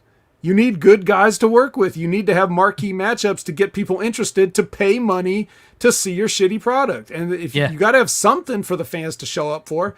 And Finn Balor's one of those guys that has that connection with the fans. He can work with anybody. He's one of the best in the world, period. There's no reason to not keep him like at or around that very top level just so you've got main events. You got main events for your TVs. You got main events for any given pay-per-view, so on and so forth. You got somebody to sell your merch and get people to however long you're doing live events with the hope of buying a ticket to maybe see a Finn Balor. That's what you got to do. Yeah. Right, so we'll crack on then. Quick little mailbag segment. I'm loving this. We've got the mailbag back. People are sending emails in. So it's good to have us here. If you want to get in touch with the show, if you want to send us a little message here or there, you'll know by the title list when you're watching live what we're going to be talking about in a second. If you want to get in touch with the show, we can do it in many different ways. You can email us smackattackhammymedia@gmail.com. You can tweet us at Twitter, smackattackhng. You can find us on the Facebook page. We're all over the shop as well for that there. But however, we've got some good emails back there. I've got a quick one just to read out from last week's show. I think it was Media M5, I believe, who was talking about sending the email. I did promise you'd get to this here. Just following up on the hair conversation we had last week and why wrestlers wet their hair and what they did. He sent us a little email, said, when training at Iron Mike Sharps, that was asked, I or we was told part of the reason why it was done, wetting the hair, was it keeps one cool under the hot lights or hot buildings, as well as the hair frizz as well. Which I've never really thought about before. You know, like, I suppose like if you're hot, you would wet your head a little bit and cool it down and all that stuff. But I don't know how much that would do for you. I guess like, well, it doesn't hurt, obviously, but it's not like you're a friggin' 7-Eleven heat lamp hot dog or anything either. Like you're not gonna get cooked under the building lights. You shouldn't, anyways. I don't know what buildings you guys might have been wrestling in. Maybe I can see Iron Mike Sharp maybe working in some places that maybe they weren't designed to be wrestling arenas. But but overall, it's a different kind of hot. Usually, if it's like a hot building, it's like the heat comes from that stuffiness and that humidity and stuff of just having all those bodies crammed in there. Not so much like, the baking, Now if it's an outdoor show, that's a different thing. Like if you're talking about the sun, having wet hair is going to help a little bit, right? Yeah, absolutely. So it's okay. So I thought I'd bring that up. I thought I'd bring that email in. It was quite interesting that he said that there. But now, get to the meat of the matter. Now, Canada Spaceman, were you drunk, son? That's what he's just come up with there. Oh, man, you're going to show that you're drunk. Well, if you're drunk, you can help us bloody just break this down, figure out what was going on here. Because I saw this, honestly, right? I woke up with this email. Got this email. No words, no nothing. Just a selection of pictures. And I've been trying to fucking work out what he's trying to show me. Well, should we show this? Let's see. Let's see. Yeah, let's show. So let's just go with picture number one. Wait, no, we won't have to spend too much time. Don't worry, Canada Spaceman. We're going to spend ages. But I had to giggle at this when I saw it. So the first picture that we got today, let's have a look here, was Danhausen. Ring of Honor. Can we all see that there? Does that come up on the screen? That is here? Danhausen. Yep, Danhausen was the first one. That was very, very nice. Hausen. I believe, according to the name of it, it was a Ring of Honor show. So that appeared on here at some point for that there. So, okay. Good Canada Spaceman, you went to a Ring of Honor show? I'm sorry. Woo.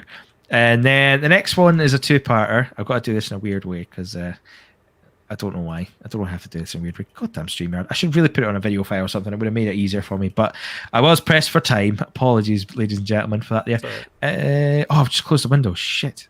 Oh, no, it's there. Maybe, is there two? Was it this one? I hope it's this one. Yes, it is. It's this first one. The Rock's president. Wow. So was that. And then let's stop the screen. Was that a meme? Just a straight up meme? It was like, Yeah, there was a meme. It was like The Rock's president, and then it's not showing the other one. Hang on, let me get the other one up. Is it not up there? I did have it. Oh, that's why I got to do this, then do this, then do this, then do this. God, you're making me do work here, mate. Here we go. Oh no, that's the first one. That's the first one. I'll get it. Canada Spaceman says, Jesus Christ. There Dan we go. Housen on pay-per-view new to me. I discovered him this year. Please tell me John Cena. So I was basically saying, is the Rock president, is John Cena his chief of staff? I'd be cool with that. I'd be all right with that there. And then, then there was a picture of Caleb Braxton. It popped up. Well, Canada Spaceman loves the ladies. Yeah, I'm cool with that and too. Per our conversation earlier, she's also bisexual, so yeah, representation. Representation for that there. So that's Caleb Braxton. It's just a regular picture of her at her job. I thought it was like one of her like Instagram. I was trying to suss this shit out. Then the last one was the most, well, not the most bizarre, but this is where I was trying to just figure out of all, was a picture of his fridge. He just sent a picture of his freezer. And can we zoom in on that? I don't know if I can. Oh yeah, hang on. If I do this, is that zooming in there? How can you not? Come on. Yeah, there you go. What do we got in there? We've got some delicioso pizzas, 4 cheese. What the hell is that? What do you got up there? I know, but like, is that the brand name? Delicio? Not even a DiGiorno? Delicio. I'm sorry, we don't have that here. Well, we might have it in the States. We definitely have Haagen-Dazs. Is that Gustavini? Hang on. Is this like... Hang on, am I missing something here? Are you Canadian? Oh, he's Canadian. So I was sitting there... Well, yeah, I would hope. French? And it's like, it's because it's... Canada. Is it just a clever name, Canada Spaceman? Yeah. Although I did like... So we've got the Gustavini, the vanilla ice cream. But what I appreciated is down here. Beer. In the glasses. Well, one of them's got a beer in it there, but nothing else. Well, there's nothing like a cold draft beer, It's 100%. Not the same out of a bottle or a can. So is that mashed potatoes in there? Like around about? What is that? Or is it a frosted cake? That too. Or is it a mashed potato cake? Oh my god! People listening to this on Patreon are gonna be so confused. Just what the fuck are they? Oh wait up! So Delicio is the Canadian DiGiorno. Wait, it says right here, Kraft Foods owns both of them, but DiGiorno is the United States branch and Delicio is the Canada brand. But it is the same thing. Okay, that's cool. Bread, you've got lots of bread. I do that. Do you do that? Like if you've got a lot of bread and you just freeze it and just keep it in stock? Like, I don't eat much bread anymore these days. I eat too much bread. That's my problem. Well, that would account for your height and weight stats there, I guess. My manager dream. Well, let me tell you this, James. If you tried to reduce the amount of bread you eat, you'd be surprised how much you really don't miss it. So yeah. I need to. It's like a mental thing. You got to try and just break it down and just kind of go through it. You can wean yourself off it too. Like instead of making a sandwich with 2 pieces of bread, just try making a smaller, thicker sandwich with 1 piece. Cut the 1 piece in half and then and just fold the bread. I could do that, or an open-faced sandwich. You never know. Yeah. But you start that way and then you realize, hey, wait a minute, I'm losing weight. Yeah. Turkey bacon was in there apparently. I missed the turkey bacon. Mm-hmm. Good shout for that there. What Canadian bacon? How much is superior to American? And here's a Canadian without any. Okay. Now Canada. I don't know now, James. I don't know if you know this. Being in Scotland, who knows? God knows what weird shit you got over there. But just regular bacon. Canadian bacon is nothing but sliced ham. Nobody. It's not even really bacon. It's still from a pig. The bacon comes from the upper stomach of a pig, and Canadian bacon is what we here call ham. And it's just ham. So if you've had ham, you've had Canadian bacon. I wouldn't worry too much about it. Media M5. I do that actually. I quite like a wrap. I really do like wraps. I'm a big fan of wraps, and I think it's a good alternative. You're a big fan of wraps, such as the ones that Max Caster was doing on EW Dark. Were you a fan of those? Ooh, I don't know about that one, but it was all right. It's like, ooh, maybe not that one. Maybe not that kind of rap. Sonic's, Cool. Sonic's saying he's and some other people are saying they're disappointed there's no maple syrup. I assume that's because he's out, because he drank it straight out of the bottle, right? Have we just outed Canada Spaceman as a bad Canadian? I feel bad about that. No, I think he's a good. I think he's a good Canadian. He's a good Canadian. Yeah, he's a good guy. I like it. I quite like that email. I don't mean that to be like totally taking the piss or anything. I actually did have a good giggle. I thought it was nice about me saying that. Well, so. he thinks we didn't care about him, but he's actually a star. So you're a legend. Let him know that. Now, James, I want to ask you this: have you how many Canadians have you actually met in life? Not many. Or Not interacted with in some way other than Spaceman. Well, actually, I tell you what, a friend of mine is actually a Canadian. Well, he's Scottish, obviously, but then he's now technically Canadian. He's got a Canadian visa, so it's like, that don't count. If you're from Scotland, that don't count. You can't. Well, just live I probably there. know about one, if that. There's something. There's something like and I mean this in the nicest way, because every Canadian I met is a super cool person. Like, the stereotype is that they're all very laid back, polite, and respectful and just cool people. That is a true stereotype. However, there's another maybe lesser known stereotype that they're all like what we would consider just like slightly off in some way. Not necessarily in a bad way, just a little weird, just a little goofy, just a little something like it, from our, European ancestry type, perspective of like, whatever. Something happens the farther north you go and the closer you get to the poles. Like it starts to, like, people in Alaska, which is technically United States, they're a little bit out there too. So, that would explain a lot for Canada Spaceman, but he's right par for the course. He's a good Canadian. No one would have anything bad to say to him. Canada's fuel cost, it is. Canada and Scotland have got a weirdly good relationship. Like, the two places in the world where like Scottish people will emigrate to is Canada and Australia. So that's the most commonly one. So now, why is that? I don't know. I really don't. It's always something that's fascinated me that Scottish people are more tuned in to go to Australia or Canada for anything. So Canada Spaceman. If you speak to any Scottish people, can you get them to like tell you why such a thing? I'm Scottish and I'm confused. To be fair, I live in my own little village. Well, I say village, I'm in my own little town in Scotland, and just we're in a little bubble. Just things go. You know what happens next door, but you don't really know what happens like halfway across the world. So it's kind of fascinating. But I always find that fascinating. Canada, yes, it is there. Look at that. Canada and Scotland, the two best places I got to go for work. Yep. Scotland's fucking class. And I'm not just saying that because I'm Scottish. It's fucking class. If you get the chance, come over. Come over in August and come to Edinburgh for the Fringe Festival. It is an experience. It is one of the best times. I'll put that over as the best thing ever. It's my favourite time of year. I'm not going to experience it as much this year, but next year when it's all back to normal. When it's back to normal. Yeah, it sounds great, James. I'm afraid I will never travel again after this whole ordeal. I believe I'll just stay right here with all you guys in the chat and at HMG. This is my life now. There will be no leaving the building. There will be no going outside. There will be no mingling. There will be no travel. Just sitting here doing podcasts. That's where it's at anyway, right? You're all coming back here anyway. Why leave? So yeah, you're not going anywhere. You're not going anywhere, you lot. Just stay there.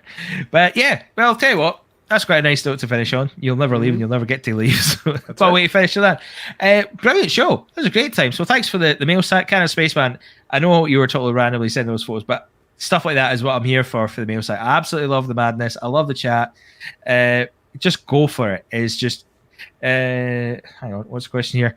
Is Tom or Luke Stoltman as popular in Scotland as they appear in the US for Strongman scene? Yes, they are. They made a big deal of the Strongman brothers over this way. Well, we don't really see Strongest Man live, but no, they're a big deal for that there, and it's great that we've got a Scotsman that is the world's strongest man, by the way.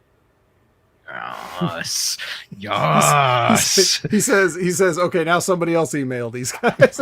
Yep. He's not going to take this abuse lying down alone. Misery loves company. We already said that earlier in the show, right? So doors open. You can email whatever you want. You know how you can do that? You can email us, smackattack@gmail.com. You'll see the ticker right down below us here. Just get in touch with us. I love it when you do it. It's one of the best parts of the show, this. You know, when you have a bad Smackdown and you want to just cheer yourself up and have a laugh, the mail sack's the place to be. So get anything you want. You can talk about food, the wrestling, you can talk about the weather, you can get random photos like Canada Spaceman, anything. Nothing's off the table. I mean that 100%. If you've got something in your head, just get it in the email and we'll talk about it and we'll have a laugh. It's a great time, so do it. So send an email. You can leave us a tweet at Smack Attack HMG. Find us on the Facebook channel. So if you go to Hammy Media Group on Facebook, if you're not on it and you're watching this, I don't know how, but go in there, leave some comments, leave questions. You'll find us there. Great place to be, that Facebook group as well. You'll get pick'ems, you'll get live chats on all the shows, Raw, SmackDown, Impact, NXT, pay-per-views, AEW, the lot. There's a group where we'll all just talk about those shows as it's happening. You can go to Bin Hameen's channel on Twitch. He does the SmackDown Live Self-Help group where he talks about all that there. The Realm Network. It's happened. That's right. Hammy Media Group is there. Is it realmnetwork.com? It's the realmnetwork.com. Couldn't be simpler, but the is important. Now what you're going to see, what you're going to see when you go there is you're going to have the Russo brand shows like in one section, and you sign up for, there's certain things like you pay your monthly, I believe it's $4.95, and you will get access to a bunch of shows like Lions, Tigers, Bears at Disco, Black and White with Stevie Ray, the best show on the internet. There's a bunch of those, all those, the Raw and SmackDown reviews that Ben and Stevie do, and they do the Raw with Vince Russo. So all those, that's under one thing. And then I believe the new shows that are coming on, like Off the Cuff with Aubrey Huff or whatever, and the Val Venus one, I apologize, I don't remember what that's called right at the moment. But like, I think those ones you individually sign up for, so you just pick and choose the ones that you want. But underneath all that, you got the Hameen Media Group. Again, $4.95 gets you all of our shows that you're currently listening to. That's the Monday and Friday Locker Rooms, Impact Attack, Next Level Review, Smack Attack, and maybe whatever else I'm forgetting right at the moment. So I don't know how, we're going to work out with how many more of these shows we're going to do live on YouTube. So stay tuned for that. But $4.95 for all these shows, like, just cut out 1 cup of coffee in your month. I think you could do that and help us out. It'll mean a lot, and get other people on the bandwagon too, because I don't know about everybody else. I can only speak for me, but whatever content I'm creating, if you guys are paying for it now, I want to give you guys even more. So I want to give you more value. So you can expect that the Impact Attack and the Next Level will be, we'll be looking at ways to improve that quality for you guys. So I look forward to seeing all of you stick with us. And I'm hard at work at trying to make some nice surprises for us all when we do the Smack Attack as well for that year. I'm not going to give away too much. You might have to wait a while, but I've got some fun things in the Never pipeline. give away too much, because then they'll hold you to it. Some sleeves and all that, If you never said anything, they can't ask for it. Exactly. Keep yourself right. So Jan, I saw your question earlier on. I was going to bring up a little bit. Will the show stay here? Will be moved? I don't know. I'm not fully sure what the plan is. We will keep you up, as the vet said, we will keep you up to date on things like that. Will happen for that there. As far as I'm aware, right now, we're still going to be here. We're still going to do the live chat on YouTube and everything like that there. But if something does change, we'll let you know. Guys, now I have to listen to the first 63 minutes I missed of this Smack Attack. You fucking right, you will. It's worth it. It's worth it. We talked about the releases, and I believe we made some salient points. Yeah. We did. It was a really good breakdown. It was a really good show overall. And I think that's quite a nice way to end this one. I think we've done quite well for that there. Anything else you want to add before we go? How can you get in touch with you? We've saw you for a couple. What's the best way to get you? Well, if these guys don't know by now, but not all of you follow me, so I'm very disappointed in some of you. So be sure to add Opinion Haver on Twitter and Instagram and various other social medias.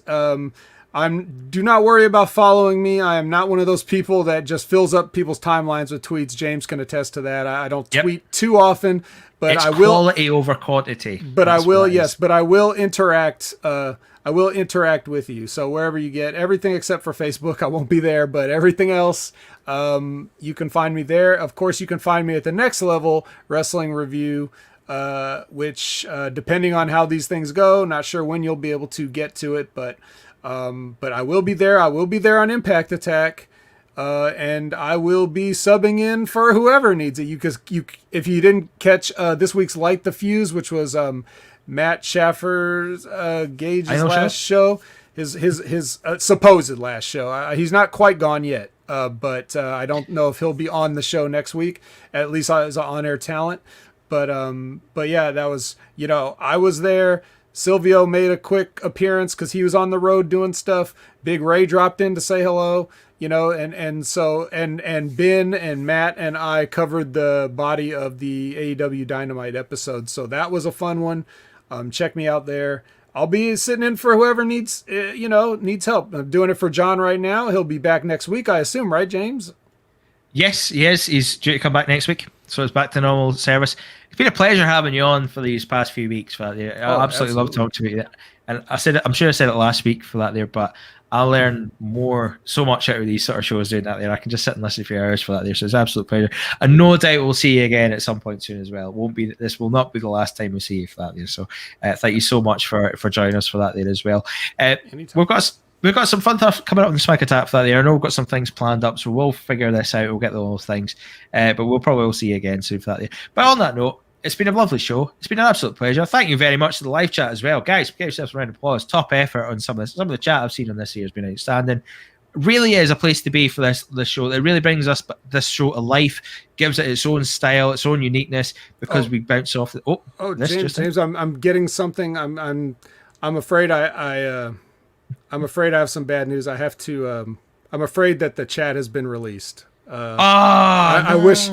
Yeah, I'm sorry. It's a budget thing. This is a budget thing. It's nothing you guys did. Maybe we'll be able to see you guys down the road. But just we wish you all the best of luck in your future endeavors, which is going to be signing up for the Realm Network. And if you don't want that prick Jeff Lane to see any of your money, then just don't sign up for the brand. Just stick with the Hameen Media Group.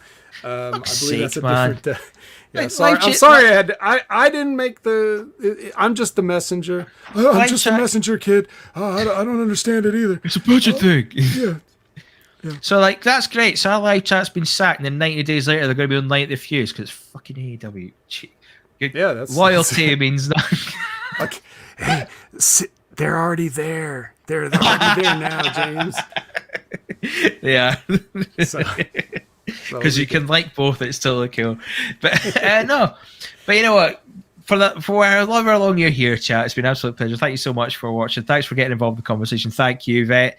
Always a pleasure for that there. We'll come back to this again. Be good to each other this week. Be good to yourselves. Be good to each other. And we will see you next week for another edition of the Smack Attack. Cheerio.